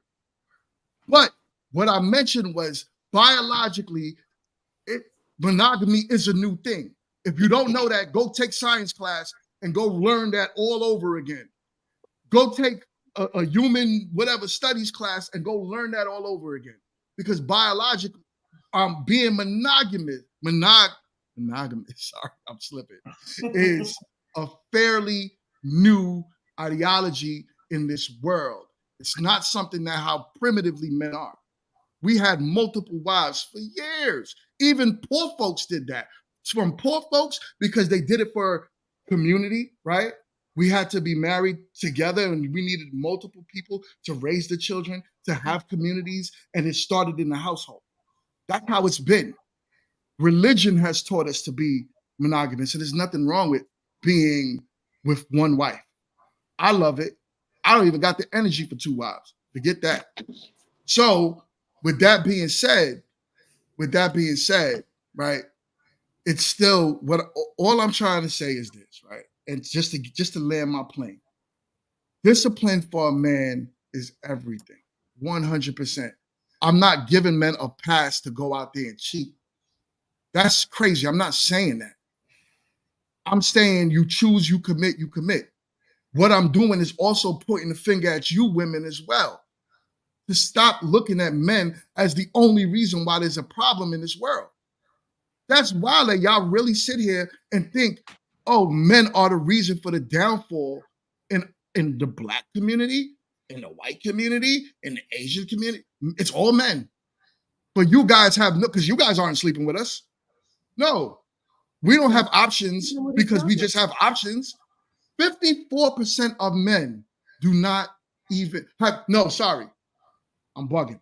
36% of men are virgins today. Do y'all know that? Men aren't out here just slinging meat everywhere. It's actually showing in these red. I will say no. Don't listen to the red pill space because those guys just be talking, right? They talk just to kind of talk. They're very whatever, you know. I'm not talking about those type of men, right? Because there's extremists on every side, right? Right. So there's an extremist on the women's side, like we've mentioned before, where it's, you know, delete all black boys, and there's also extremists on the red pill side. But then there's those men that's in the middle, right? So I'm talking to the men in the middle, right? Who believe in this. There's a lot of men that's out there that's not having sex because women tend to look at only the men that they're attracted to. That's it. But there's a lot of ugly dudes out here, or unattractive dudes, or short dudes, or broke dudes, or name the dude. So what y'all are talking about is not no widespread epidemic of just men going crazy. Men are only doing what y'all are allowing us to do, period. So we both have accountability in it. Of course. Well, yep, that's true. I could agree with that. I said a lot of guys. If I'm still sniffing coke, tell me. Go ahead, Boombox. No, I was just gonna say that's why I said a lot of guys have trauma too, and so a lot of their behavior stems from, you know, them being brokenhearted and things of that sort. Yeah, hurt people. That's for sure. Right. Fair enough. Right. Listen. Top of the week, because y'all, Kit is the star of the show as usual. I ain't did shit. You know you did shit. Mental. You know what I'm saying? I had to show you that your edibles work. So. Cancel. Oh man, yo. It's always a good conversation, but I really do be feeling like a lot of the times, like accountability definitely needs to be had on both sides. I just really feel like a lot of the times, you know, we get a bad rap when naturally women want to be nurturers and givers and doers, and you give it to the wrong people. And it's so crazy because they say we chose them, but then we're told that men are supposed to be the ones to choose. So it's like, if we go and choose, we're wrong. But if we let the wrong person choose us and we ain't know that they were wrong, we were wrong. So it's kind of like, you know, definitely need more accountability on the part where, you know, most women just want to have the man to love, to do all of the societal norms that, you know, get them off. It doesn't have to be where men are and taking advantage of that because of their past issues. That goes down to, you know, dealing with your own hurt and then being able to bring the better improved you to the relationship. If you can't love you and deal with you, how is anybody else going to be able to do that on any facet? You know, so that's all, you know. I feel you. One more thing. If you're telling women to choose better men, never mind. You're gonna say men should choose better women, right? I totally agree. I'm just saying, like, sometimes it always be like, oh, y'all should choose better men. So now that we're in the space where women are really trying to do better, now there's grumblings in the community of men not getting chosen. So like there's whole groups behind this. Like this is this your man? Like, and I mean, I'll tell you, it goes far and wider than most people even understand. Yes. Like, you would be surprised. Like, either people are posting anonymous or people are posting like, and you'll have a whole bunch of chicks. Oh, he was just in my inbox this morning. Oh, I actually have a date with him on Thursday. Oh, like, I mean, just wild crazy when communication and honesty could have really, you know, dealt with it. But I've talked to men, and I know men who have told me that they would prefer, like, not that they want to lie to a chick, but they won't tell a chick the truth because they already know that they would rather do that versus, you know, deal with the potential drama that could potentially come. And I personally feel like if you're living in an honorable way, what drama can you really bring? But what do I know? I'm just talking in these streets. No, listen, I'm not taking away from everything y'all are saying of valid. Men should choose better. Women should choose better. 100%. We all are who's teaching us though, as men and women, right? It used to be the mothers and the fathers of the house, but we're lacking that, right? As a community, now we're breaking it down to the Black community. What we're lacking in our community is leadership and guidance. So our children only know how to be reckless. So when you start dating, the way you're supposed to do it traditionally is you bring that man home to your father. And your father is telling that man, you better not be dating my daughter. You better be courting my daughter. You court her to marry her. This is why other cultures have dowries. They make the man pay in order to show, right? And it's still today. They make that man pay to show his allegiance to their daughter that he is going to provide, protect, problem solve, and procreate with that daughter. Where's that in our community? We don't have it. We lost it. My goal is I do want to get it back though. You know what I'm saying? So that's why I'm doing what I'm doing. We having this conversation, not to just end it with a bunch of rebuttal, but to continue to say, okay, we see the problem, right? This is the problem. How do we dissect it and get to the bottom of it so our daughters and sons don't make our mistakes? We do it by having these conversations. Facts. I don't want my son to have a baby mama. I teach my son, my oldest son, hey, if you're going to be with that woman, you better marry her. You better marry her. You better put a ring on her finger the moment. You don't waste her time. I teach my sons that a woman's time is more valuable than yours. Because us as men, we have until 50, roughly, or even more to drop a seed if we're still working down. But women don't have as long as us. So if you waste her time, essentially, you're wasting a valuable asset to the world. Same thing, vice versa. You should be teaching your daughters. Don't waste your wound on these bums. That ain't your husband. That's not showing you 4Ps. That's what we need to be. We need to get back to the basics. How do we get there? So this was a great conversation. I am going to jump into the next segment of the show. This segment is the cap of the week. Stop the cap. Stop the cap right now. Stop the cap. No. Are you driving? Actually, I'm pulling into my doctor's office, actually. So just give me 1 second. I'm parking right now. Okay. So maybe I don't understand something. This is a driver while license suspended? That is correct, Your Honor. And he was just driving. And he didn't have a license. That is with the charges, Your Honor, yes. No, I'm looking at his record. He doesn't have a license. He's suspended and he's just driving. That is correct, Your Honor. I don't even know why he would do that. So defendant's bond is revoked in this matter. Defendant is to turn himself into the Washtenaw County Jail by 6 p.m. today. Failure to turn himself in will result in a bench warrant with no bond.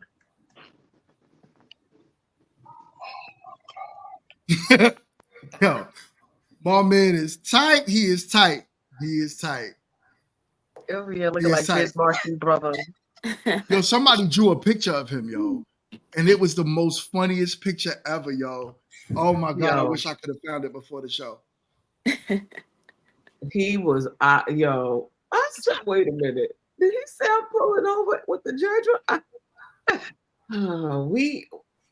We are just so creative.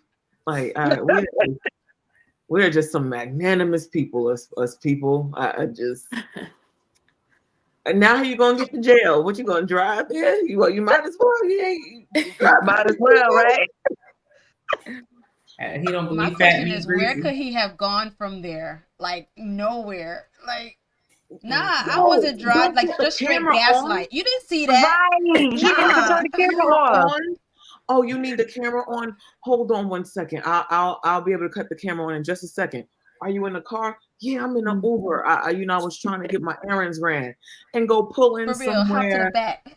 and hop in the back and be like, "Yo, Judge, what's good?" Like, I'm like, come on, bro, you dropped.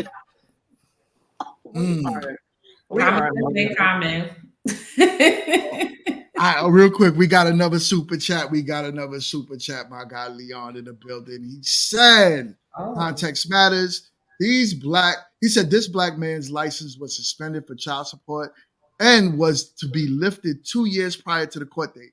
See how the system does us fellas. Now, I did hear that. So his license was lifted. It wasn't really suspended. It was a system error. But he didn't. The point is, 2 Did he years. not know that though? But that's the problem. He should have went and tried to figure out, because I know when my license is suspended, right? Yeah. They send a letter in the mail. They let you know. They're pretty particular about that. He don't. Besides the common sense thing, is taking care of your business in the right way. If you knew all this was happening, you knew when you had court. That's one. Two, you was on court. You was actually driving to court. You knew the time you could have waited and been in the crib to take the call and schedule things around it, because you know how important it is to have your license. So that goes back to like how you handle your business. Henceforth, maybe you deserve that, whatever you got for your child support being unpaid, because you don't know how to take care of business. Handle your business. I don't like it. I don't like it. I don't like it. And guess what? Depending on the state that you're in, they normally give you 3 months, 90 days before they suspend your license or start going after your wages or anything. So that means you're 3 payments behind, or it might be more, who knows. And if it was already cleared up, we're talking 2 years. Like, I know that they go faster as you get older, but I mean, you had 2 of them. Like, why not use part of one of them? Like, you know, I'm just spitballing here. Like, you know, just use part of 1 year to go and say, hey, you know, my shit's not right. I should do something about that, because, you know, he was driving dirty. He now I'm driving you know, because even still, they know your license. Like, even if it's a clerical error, the error is in the system, and it does let you know your license is suspended. And it's up to you now to kind of, right. So then now you go, even if it's paid off, you're clean or whatever. Now it's up to you to go to the court system and say, hey, listen, for some reason this is saying take this off, yeah. Because y'all clear this up. It's happened. That's happened to me before. Because imagine if he would have got pulled over, he would have been locked up right then and there. Car would have been impounded and everything. So it's like, bruh. And they had your child support piece on it. Like, please, they was definitely taking. Oh, and you ain't paying for your kids.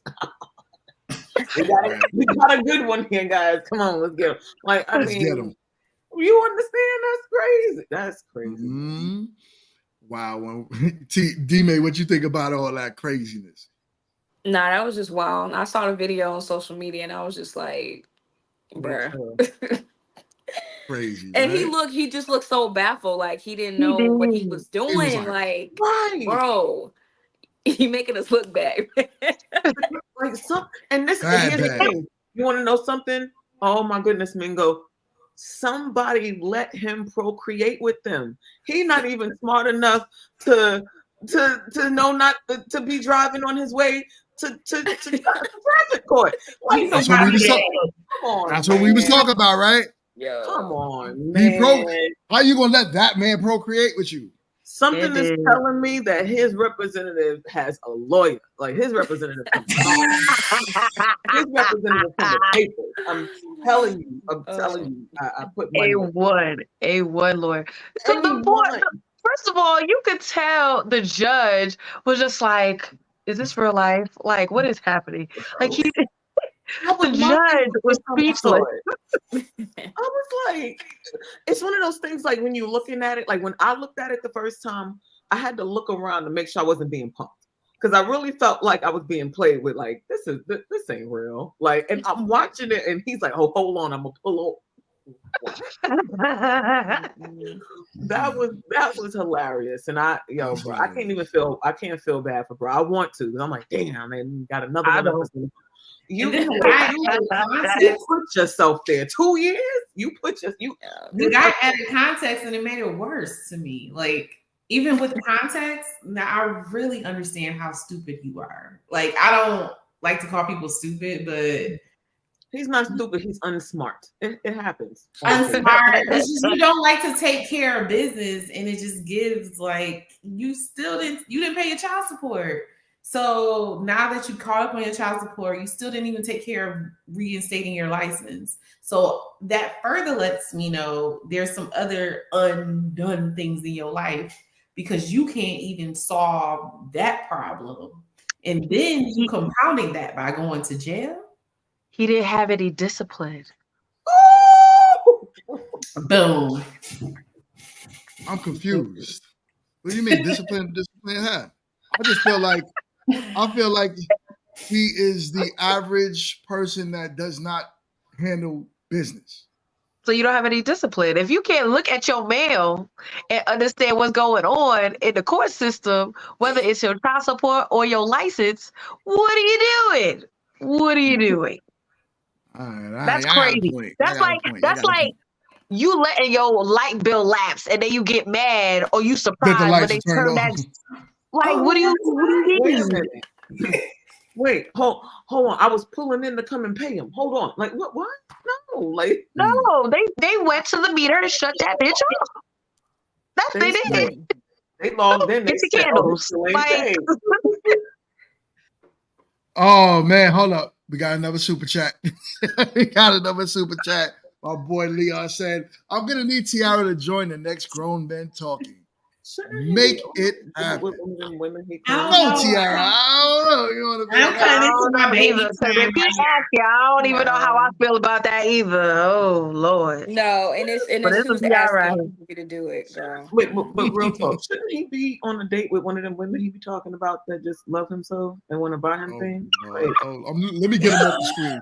He's one of the Leon, thank you, my guy, for the super chat. You know, with a head you can see your future in, he should be out on a present date. I don't know. It just seems so. It's Taco Tuesday. That's my brother right there. It is Taco Tuesday. It is Taco Tuesday. He strikes me as a tequila guy, A little margarita. One margarita, two margarita. You know what I mean? Dang. All right. Listen, let's jump into the next topic. We got another topic for y'all. This one is, now this is going to be a little touchy, but we're not going to be all night on this topic, ladies. All right? Because I know y'all going to be in y'all feelings. But here we go. What did he just say? What did he just say? What did he just say?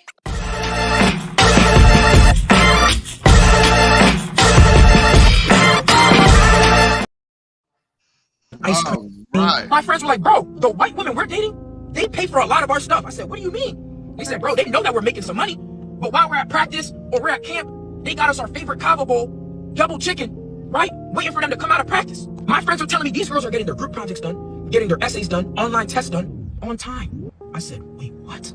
I said, bro, what about maintenance? There's no way y'all are not paying for her hair, nails, bags, her lifestyle. He said, bro, first of all, my girl would get her own Starbucks and even get me one, but if I want to be nice, I'll get her something, from Starbucks.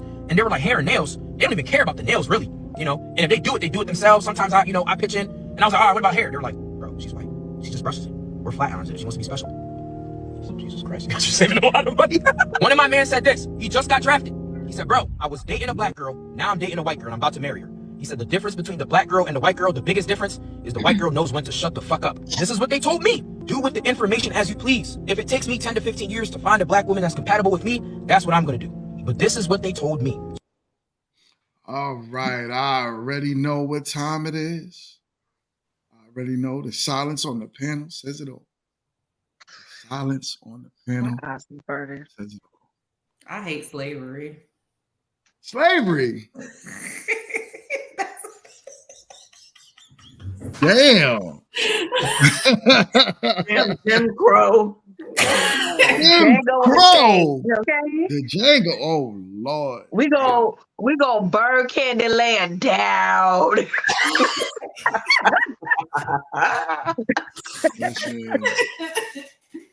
Listen.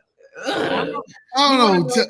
There's athletes that they're out there, you know, and I still would say it's not the majority, right? Because the numbers don't lie, right? I always look at the numbers. The majority of athletes are married, not dating, because you can't count dating.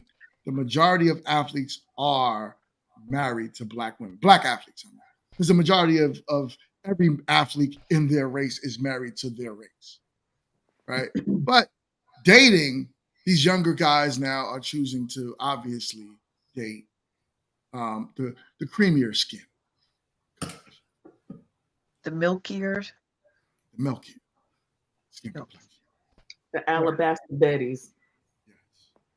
Alabaster Bettys. Right. But I know now, I don't want to put words in your mouth because I do know that, you know, how do y'all feel about that with these young players coming out of college choosing to date and overlook our sisters? They're dating for, listen to everything that he said. Everything was monetary. Everything had a price or a cost to it, you know? So the fact that they're young and that's the way they want to go, oh, she just brushes her hair. Everything had a price tag to it.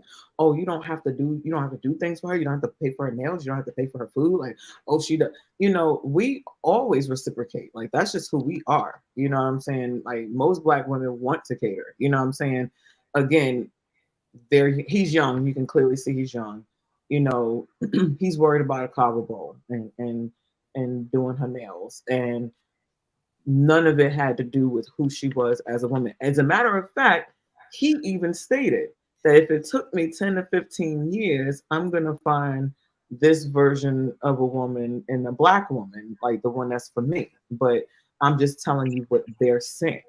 So he even, as a young man, recognizes like, hey, this is what they're saying. I still want this, but this is what the word is on the street. So, yeah.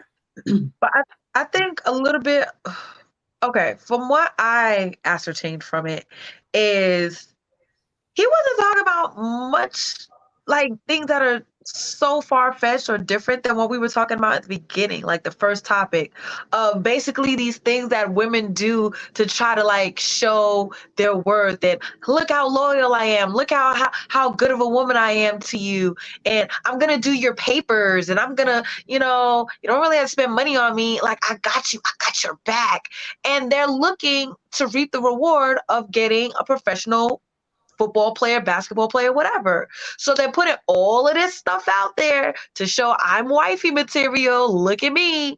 And with the expectation that you're going to wife me. So the only difference is that she's an alabaster Betty. And fortunately, it sounds like for most of them, they're getting wifed up. And I mean, I'm going to just go off of, you know, my show I used to love, still love, called The Game. Kelly Pitt. They definitely made mention, like, okay, one of the characters, Jason Pitts, said you need a woman. You need a woman because you need to get your life in order. She's going to give you structure. You need that. You need stability. You need all of these things. And most people that I've seen, like I ain't going to say Ocho Cinco, but I'll say the Shannon Sharps of the world, the Cam Newtons, you know what I'm saying? Some of them will say, like, I had to have a woman in my corner to kind of keep me together. Like, my game was at its top because I had a woman, like, had made my smoothies every morning, gave me my vitamins, you know what I'm saying? Woke me up when I needed to to go to camp and whatever. So I see, like, that's a thing, you know what I mean? So real quick, we got a super chat. It says it goes like this. Yes. What do you say? V1, I'm so chill, my guy. It says it goes like this. It says it's the competitive woman who knows how to shut the hell up. And the non-competitive woman needs to be heard regardless. It is. Can I, before we go into that, two things that come up for me she already touched on it. As I was thinking about Kelly Pitts and how let's even like touch on that. She is, I think she represented what white women are to athletes. It was a representative. It was a character where she literally put on for him. She literally did everything for him. She even took away the fact that she wanted to wear knockoffs to be in this marriage. But at the end, they ended up getting divorced because she's given so much to be with this person that she lost herself in that game, right? He pimped her out to her team, or the team, what, coach or something. And that's why they ended up, he did not respect her. He did not respect her. He only respected her up until what she can do for him. And that is what that video reminded me of. The moment you don't become valuable in that relationship, I don't care if you're a white or black woman, you are indisposable. That's what it's telling me what these young men are looking for. I don't necessarily understand what they're looking for, but what I'm gathering is the reason why I said I hate slavery is because that is what they want. They want someone to be malleable so that they can literally use them to accomplish these things, like a maid and a cook and a sex doll. And black women, the black women that, you know, you gotta pay for my nails, yada, yada, yada, yada. Of course, they're going about it the wrong way, where you're requiring a man to do your maintenance and you haven't established some kind of like rapport back and forth that you guys have established between you two. And you're starting off with that with a dude who has an NIL deal. And you got a girl over here saying, babe, I'll buy your kava. I'm not high maintenance. But that girl that's saying she's not high maintenance now, she most likely going to get done the wrong once they do get married, because now he just see like, oh, she doesn't need any of those things. She doesn't need this. She doesn't want that. I'll give her the bare minimum. And I'm seeing a lot of that. And if you're, again, whatever happened before you got married, most likely is going to be doubled once you say, I do. I don't care if he has millions of dollars. You're going to have to work. Django style. Work. We got another super chat. We got another super chat. You want to be heard tonight, honey. In the building. Yeah, be heard, my guy. I ain't mad at being heard. He says also competitive women do not use TV shows as a frame of reference for real life situations. Women who men need to stay away from do. So we don't. So I just want to talk about that part. So art doesn't imitate life. Like that saying never came from anywhere. It just dropped out of the sky, and we just say because it sounds nice. Like that's what these TV shows and these movies come from, because there has been situations or scenarios that have played out like that. Maybe not exactly, but of course there's an entertainment factor to it, but the premise of it is real. So I feel like to say that I'm not trying to be competitive. I was never competitive. I ain't competing with nobody but me. It's me versus me all day. See, no, babe, don't say that. Don't say that, because I don't even want you to put that image out there like that, babe. What are you talking about? You compete, believe it or not. And the problem is, I'm talking about in dating. In dating, I didn't compete. Babe, in dating, believe it or not, you might not known you was competitive, but the things that you was doing outbeat all the other women that I was dating. Oh yeah. So to say that but I wasn't trying to be. You don't have to try. But your personality is everyone's competitive. All of us are. Trust me. Every time we went through what we went through, and we broke up, and you knew I was talking to someone else. Relax. Right. Okay. Just saying. Okay. This is a dating phase. It's the dating phase. Right? Yeah. And it's part of our story. Being competitive to make sure, but that's what I'm trying to say. It happens. Competitiveness is a part of dating. But even with that, that wasn't me like, oh my gosh, let me go win him back. No, I was never. First of all, if we gonna even touch that, I was breaking up with you. So I broke up with you because of something, whatever whatever was going on in my head or whatever was going on in our relationship. So me breaking up with you and saying, you know what, I miss him. Let me go call him up, and then you'd be like, hey, what's going on? Oh, you called me, and then we back together. Then that's not a conversation. I didn't have to work for that. Still a form. I do anything. I just called you up. Hey. You was looking at my Facebook. I wasn't working. My husband work for though. My husband said the same thing. Like, he's like, you were competing against other women and you didn't even know it. And I'm like, and you know what I tell them on that? Women they compete. Can't compete. Guess what? But they can't compete where they don't compare. So like, I ain't no comparison. So whatever it is, however y'all want to look at it, it's what matters is if we're the ones asking you to marry us, we're calling it that. That's what it is. We got 2 super chats. He says, it's harder to trust a woman that want you once you made it, as opposed to being with you since freshman years. I guess WW means white women, right?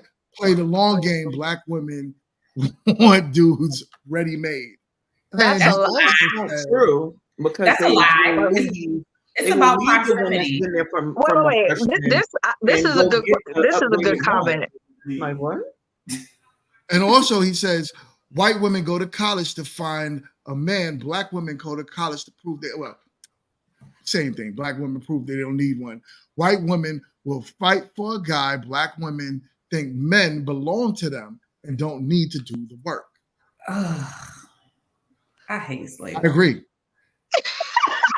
Listen, what I will say to that, right, is there is a component that is truthful to it, because yes, we are different. Our communities are different in that aspect, where we are trained as Black women, like, go get your degrees, go get your, be all the things, you know what I'm saying? Black girl magic is real. We love it. It's amazing. However, it does not put us in a good spot relationally. When it comes to relationships, it does not put us in a good spot, and we've had these conversations already, where in the other cultures, it's more like, by the time you're 22, you locked in. Like, he proposing to you. You know what I'm saying? Sometimes you already getting married while you're in college, and that's how the Alabaster Betties give it up. And I can't be mad at it. However, what I will say is that there are women, there are our Black sisters out there that will be shooting with him in the gym, that they over here eating ramen noodles with him every night and the tuna fish sandwiches, right, with the crackers. Right, and he messed around and leave her. I mean, Kanye West said it. When you get on, you leave an ass for a white girl. I mean, it's not common though. And y'all, the guy is being disingenuous in his comments. So let's go back to proximity, right? White women, of course, when they're in these D1 colleges, right? And these Black men are in these D1 colleges, they are in proximity to white women all around them. They're at the games. They're in the classes. They're in their face, yada, yada, yada. It's not to say that Black women aren't around in those spaces. They're around. I've been on Syracuse University campus. Black girls are magic all up and through Syracuse University. But when we saw the athletes, they most likely went towards the white women, and we were all in the same room doing the same things. Wow. But please believe me, we were there. It's just they will go to there because of proximity. Betty is not just offering, the Cava Bowls and the low maintenance. Betty has her daddy, who's a lawyer, who offers. She's affluent. She's coming from a different. Us Black families normally do not have. They have this, it's like a social standing, like, where, okay, now I have some proximity to whiteness. Now I have access to lawyers. Now I have this amount of access because this is where my life is headed. I don't know if most athletes are thinking like this, but I did hear from other athletes. I was around them. I did date a D1 back then. But anyway, the conversations is she has connections. Her dad is a lawyer, her uncle's a lawyer, or her folks know so-and-so who owns this team or that team, or have this access to these coaches. It's just not the fact that she's low maintenance and that she's white. Of course, that's icing on the cake. She has connections. Right. It's that proximity to whiteness that I'm not taking away from what you're saying as that being your truth, right? And what you experienced in that specific college, right? I do also know that those women, white women, are very competitive. They are. They will be. Me as a black man will walk in the street, just a normal black man in the street, and a white woman, hi. Whether they're being nice, nasty, or whatever it is, they're being nice. They're smiling. Men like that. Believe it or not. We care about a woman smiling. We care about a woman being soft with us. We care about a woman also being the one to say, forget her, look at me. If you're not going to do that, you're not going to compete for us. You're not going to actually say, you know what? I need a man. I don't just want a man. Even if I have to show this man that my father is the head of this firm and I could get him the hookups. So I'm going to put myself in his proximity, in his face, to let him know, while the other group of women are like, need that nigga, look at him. If he don't like me, he don't like me. And I'm going to just go get my degrees. And then one day I'll get a husband and I'll be rich. Not the husband is going to build something with me, but I'll be rich because of what my husband is doing. Then yeah, you'll unfortunately miss out on that D1 player because the women that are competitive will get them. Just proximity is one thing, yes. Competitiveness is another thing too. So you got to factor in that two things could be true at the same time. True. But two what about things could be true at the same time. What about Tariq Hill? I'll use him as an example. Okay. They get multiple women that look the same. So is it attractiveness or is it competitiveness? Like, why are you dating the same type of woman? And he might be attractive. He might be attractive to it's his preference. So are these athletes preferring white women just because of the look? I think that is a thing. I think it's more some black men grew up than anything, because you got to think amongst themselves. No, I can't even hear what you said. No, I was saying I believe it's probably more of a status quo. You know what I'm saying? Like, oh, look at my girl, she looks like this, and then we go. Yes, I agree. That's what I was. Yeah, we go through, right. We go through our phases in society as who the it girl is, right? And then what happens is that everyone does something to attempt to look something like that it girl, whether it's fashion, whether it's, right now when the Kardashian body came out, everybody was doing it. Now they've got the upgraded versions of the Kardashian body, and now they're going to get, and you got so many women who look that same aesthetic because it was the popular, it was the one that was most talked about, it was the most desirable. So because of that, they've gone ahead, and if you look at the athletes, a lot of their women look almost identical, not even athletes, just famous, black men, or even just well-to-do. A lot of the average black man is like that. I think the average man is like that. Most of us date our preference, right? Especially those of us that have options. So if I have an option, usually you see if you're into a black woman, let's say you're into dark-skinned black women. That used to not be the preference. That's what I'm saying. You see what I'm saying? That's what I'm saying. The preference. You're saying what? White women wasn't the preference? No, I'm not saying that white women wasn't the preference. I'm talking about the aesthetic of the woman has changed. And as that aesthetic has become what's popular, women have made motion to have themselves look like what was considered popular. So a lot of So are you saying what I'm trying? I'm sorry, I'm trying to. Are you saying the manipulation of a woman's body, meaning to getting the BBLs? Are we going there? Right, I'm talking about in general, whatever women have, whether they working out, whether they getting BBLs, whether they getting work. Kim Kardashian's body came out right when she had to work and everything, and then everybody was getting the Kardashian. Now you've got elevated levels of what people are getting as far as like whether they're getting a mommy makeover. I don't knock whoever gets what they need for them. Let me be very clear. Don't come for me because I'll come back.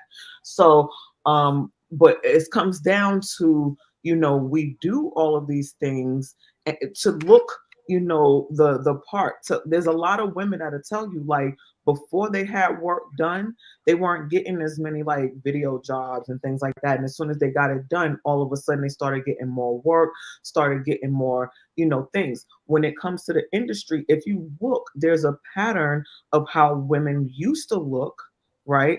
And then the elevation of that, and it all fits the same type of mold where it's almost like kind of like you were talking about earlier as far as competition. All of their women are kind of somewhat looks like, okay, well, you see my woman, or well, you see my, it's like they all fit into that same. Yeah, look. I mean, but men are like, right? The more status you get in life, the more you want the most beautiful woman on your arms, regardless of race. You know what I'm saying? But numbers show that, wealthy men marry their own race. So wealthy black men marry black women. Wealthy white men tend to marry white women. Wealthy Asian men tend to marry beautiful Asian women, I should say it. Beautiful black women. But now what boils down to is what women are, I guess y'all are looking at us in a way of like, okay, well, I see what Zion Williams is into. So let me now transform myself to look like her. That's on you. Yeah, you might get a ball player because that every ball player, like when Brittany went, you know who Brittany Renner is, right? Yeah. Everyone knows who she is. Yeah. She went to, and you see that, what's his name? Pete, is it PJ? Oh my God. Is it PJ? Well, PJ, that's his baby mom's, right? Yeah. But then after she blew up, and then she is like the ideal woman that every man and every football player wants now. Every basketball player wants the woman that looks like her. But we got to keep it a bean. Is she a beautiful woman? Yeah. She is. You know what I'm saying? We can't take away from that. So why wouldn't he want that? I mean, that's just how men are. Like, if we get status, you get money, you want a frame of woman. You want her to be slim. You want her in the gym. You want her to now take care of herself. You start to care less about certain things that she accomplished in life because it wouldn't matter to you because I make the money. That's how men are. Well, see, if that's the case, if what you're saying is true, then what Professor said earlier is false, because he said it's harder to trust a woman that want you once you made it, as opposed to being with one since freshman year. Y'all will be with someone for fucking forever, and then as soon as you all make it, yeah, I like you, but she fits more of my status quo as far as what my aesthetic, what I can afford now. So it has nothing to do, whether y'all trust it or not, y'all will still leave the one that you trust for the one that looks better on your arm, because like you said, competition. I agree with you. I can honestly say with you, I agree with you when I believe that women compete, but they don't. The difference is, and I'm explaining this to you all in a way that's different than how he was explaining it. We're not looking at each other to compete against one another, right? They have us on their chart of availability, and we're competing against each other based on what they feel like is the pinnacle and who's going to actually, win the Hunger Games. You know what I'm saying? So that's how come for us, when we think about competing, it's like, oh, I'm not competing with no other woman, because in reality, we are not competing with another woman. We're just doing what we've set out to do, to be with this one individual. So again, like you can't say that, oh well, why shouldn't he want that? That's a beautiful woman. But Professor just said it's hard to trust one after that point. But you just had this one for all these years that was with you when you ain't have a pot to piss in, a window to throw it out over, a pail to catch it at. And now all of a sudden it's, oh well, like Kanye said. I agree. I agree. It don't necessarily, and it's not usually for a white girl, right? It's usually just for a beautiful woman. To say it's usually for a white girl refutes the numbers. Kevin Hart did it. You're looking at a very small number of men. You're looking at you see, and that's the thing what y'all do, is looking at a very small number of men you know. You know a lot of athletes. Should I come back with a list? That's not athletes. You can, but you could also come back with the CDC.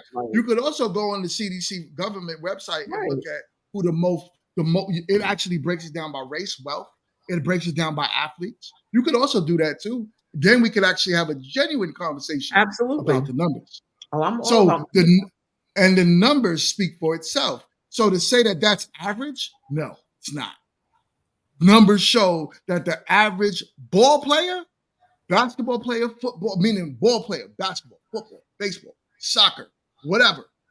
Those players are average married. Now, did they leave their day one to marry maybe a more slender, beautiful black woman? Probably. I'm not taking away from what y'all are saying. I'm not saying y'all are wrong. What I'm saying is it's not always for a white girl. That's all I'm saying. So what about so the original question was what was the original question? Why are athletes dating more white girls than black girls? Was that the original? No, the original question, it was more of the young man was saying D1, that D1 players, like their women don't have weaves to worry about. They get them Chipotle and, they don't have to worry about their nails. And sometimes they treat and they don't have to, basically that they had reciprocity with they were choosing white women over, black women because of these things, so that they can use them. So that's the permit. From what that video is telling me, and you guys reminded me of what that video was saying, is that they're absolutely just looking to use someone, and it just so happens that white girls raise their hand to be the first in line to be used is what we're not used. You're using I feel like words. It's used. Like you're only in service. You're using words. The reason why he's choosing you is not because of who you are. It's because of what you can do for him. But that's why most men. But that's what matters to men, right? It's a factor. It's not at all, right? You're just listening to something a little kid said. But of course, I'm with my wife. Relationships are transactional, and if we want to act like every relationship is not, it's wild. Your marriage is transactional. Believe it or not, whether you want to admit it or not, if your husband was sitting on the couch day in, day out for the next 10 years, and all he did was scratch his behind and expected you to cook, clean, wash clothes, and all that, and he refused to work, you bring home the bacon, there'll be some type of time limit that will be put on that. Right. Every relationship is transactional. What are you doing for me and what can I get from you? And that's what he's saying. He only mentioned what they are appreciating from a white woman. He didn't say, oh, he values it. This is a kid who's saying, I don't even want a white woman. I want black women. But this is what they tell me. So, of course, now a man is going to respect a woman I'm going to bring you a sandwich because you're hungry. I would love that. Thank you. And as opposed to a woman who's like, nigga, go get up and get your own sandwich. Okay. I would rather be with the woman that's going to bring me one than not. She's doing this not because she actually likes old boy. She's doing this because you're putting money in the bank for the future to have access to his wealth. She's trying to secure her future. That's fine. Women should do that. Okay. Why aren't women being with the best suitors? And if you know this as a black man, because when we attempt to do that, we're called gold diggers. Because that's what I'm saying. It's a double standard here. It depends on how y'all do it. If you're only with me for that, then that's one thing. But if you're with me because you respect me, okay, but you just said that they're putting coins in, like they're not buying. buying these boys Chipotle because they love and respect That them. doesn't They sound buying these genuine boys at all. Chipotle because they D1 players and they trying to get the D1 from the player. Okay, why are we playing these games? Why are we doing Listen, this? They're doing it because they have hope of having access to the wealth. I'm gonna give you And I an get example, it. and y'all gonna I hate get me it. when I say this. I feel like people like, let's just say Vanessa Bryant. Kobe Bryant's wife, she loves him. She loved him. They had a really great relationship, but I'm pretty sure before they were official tissue, she was competing with Brandy and everybody. I'm sure she was putting money in the bank. And I'm not saying actual money, but she was putting in actual work equity to have that generational wealth. Like, she's gonna have access to the bank accounts and everything What's that wrong he with has that? going on. And it's not an issue for her to do that. But when Black women decide to do that, No one knocks me because y'all they're don't do doing it that. for other reasons other Y'all than don't. loving No, you. you see, and this Man, conflates the where's my conversation button? to something else. Y'all are not going back to the original conversation where we said that if a woman is with a man, two things can be true. Should you be dating to secure a future as a Black woman? Yes, but you guys are not competing for that man. So the man is picking the woman that's competing for him. Now, if you were to compete where you're the one making the sandwiches, you're the one doing this, you're the one doing that, you're the one making sure that that man is good, but there's also genuine love in it as well, genuine respect in it as well. There's it all, right? It's all encompassing. It's not a one lane thing. You guys think men are just these like complex people. We're not. If you show us X, Y, and Z, we're in. That's it. So if you're giving the man, the D1 player, the things that these women are, the likelihood is he gonna want a woman that looks like his mama. But y'all aren't. So he's okay with settling with the woman that's not. And that woman is putting her money in, her cashing in those little sandwiches is gonna secure her children's legacy for the rest of their lives. But Black women don't want to compete. Because I can't. I cannot. Man. I gotta make sure I send that baby with pack of lunch all the way in college because I cannot. If his eyes gonna get big off a tuna fish sandwich or a Chipotle bowl. No, I would want our son to look at the other parts of that as well, not just the tuna fish sandwich and the Chipotle bowl, but is this woman honoring him? Is she not bringing embarrassment to him?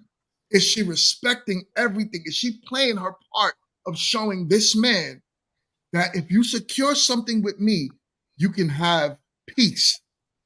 Would you want our son to be peaceful, or would you want him to be with a woman like, nah, you get up and do that yourself? I ain't making no macaroni and cheese of course, but it's so like I can't remember which player it was, but I knew it was a first round draft pick.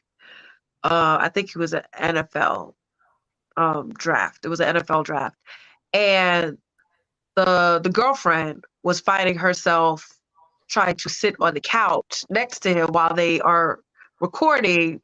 Hey, you just got drafted to such and such, and the mom was like, "Girl, if you don't get up, let me help you up. Go over it. Go in the back somewhere." It's just like it's just. It's hard to fathom that, and maybe it has to be a Black woman thing. It has to be a Black woman thing. It has to be a Black mama thing, because there's something about it, and it's not to say like love is love, everything's great. You know, you love for the person on the inside, all of that. It's great, it's beautiful. However, I do want my baby to somebody look like his mama, okay? That she, that's what I would prefer. And I would hope that she has all the attributes that you have said, that she is honoring him and loving him and respecting him. Okay, she loved the Lord and she could cook collard greens. You know what I'm saying? Like, I really, really pray for that. Okay, because that's what I would love. But if it doesn't happen, honestly, me as his father, me as a father and as a Black man and as a man that loves his people, I want that as well. But would I be upset with him if it doesn't happen? No. I would be like, I just don't want him to get trapped. That's what I'm saying. I don't want him to get bamboozled. black women Black women bamboozle black men all the time. I'm saying bamboozled in the sense of like the whole. I'm putting on. I'm looking like Susie Homemaker. I'm smiling in your face with the Chipotle bowl and the Starbucks, and I'm coming to your games. And I did all your classwork because you needed your classwork done, and I did your papers. And now you got swooped up. And now here you are looking stupid. So you shouldn't want that to happen from black women, white women, Asian women, from any woman. Yes. Because black women do but it I'm gonna to start black there men all the time. I'm not saying it doesn't happen. If we are married to you. if we're married to y'all, if we're married to black women the most, and 80% of divorces are filed by our own sisters, and black men in some of those cases are not cheating, right? It's just, I'm not happy. A lot of divorces are filed with irreconcilable differences. So if you're not happy, and that's why you're leaving your marriage and leaving your man and leaving everything you built, even at a lower level of not an athlete, just an average black man. We had a friend that went through that. Well, we're not going to talk about average people. We're going to talk about what the thing said. I'm just saying. We did good. I don't want our son really bamboozled. I just want to say this though. You say you'd rather, black women do it too, but the difference is that being bamboozled by a white woman might mean that this black man ends up in jail or in a box. Whereas with a black woman, the likelihood of that happening is a lot less. And that is definitely the case. And you can look and see, you can make all the faces you want, Mingo, but think about how many cases you've seen. A young black athlete was dating some white girl, and then all of a sudden this black athlete is in jail, or she done switched it up and he's doing time or whatever. You can kid me into I am not taking away from that. Oh my not God. Happen. But black women are listen, and this I should bring this up on our grown men talking panel. You could, because what y'all are talking, we're gonna put a pin in it tonight. But what y'all are talking about happens more because we are with y'all more, and a lot of black men are in jail right now due to a black woman pinning something on him that he did not do. Let's not cap. Let's not cap. It does happen. No, it happens more. Listen, we're talking about them. No, I'm off of just the athlete, right? I'm talking about black men. Black men. And the numbers. And the numbers don't lie. If we're married to y'all the most and we get locked up because we're dealing with y'all the most, the numbers don't lie. It's proximity. So proximity. You're right about that. Because who you are around the most is the more things that's going to happen. Yeah. So the more crime will happen, the more people you're around. But to sit there and say as if, you deal with a black woman and you probably won't end up in a box. Not much black women are sick. Man, I was just watching something on the news the other day where a woman had her boyfriend set up. They red-rummed this man because she set him up for what he had in the house because she was dealing with some other dude. And he wanted what her man had. No, we're not. But here's the thing. We are not saying, I'm not saying that it does not happen and those cases do not exist. 100% that they do. I'm speaking as a black woman with black bonus sons and a black son that came out of me. That it is something about it. And I know it's inherent. I know it's something. It's embedded in our culture. It's embedded in our cultural trauma. That there is something in there that is like, ooh, I don't want these boys to get done dirty at all. Period. But there's something about it where it's coming from that space. If it's coming from that particular race of women, where I'm gonna, it's a different can of worms for me. So I'm just speaking from that aspect. Like, of course, all are not like that. Of course, everybody, and of course, there's all of these scenarios that, again, we're not dispelling that they don't happen.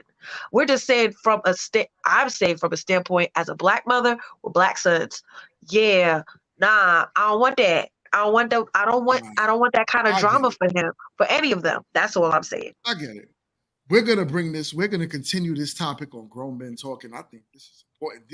D-May, you ready to talk about this on Grown Men Talking? Because we need to continue this. Yeah. But listen, I do have an announcement though. Before we sign off, this week I will not be airing Grown Men Talking on Sunday due to me traveling. I will not be available because I will be on a plane at the time of the show.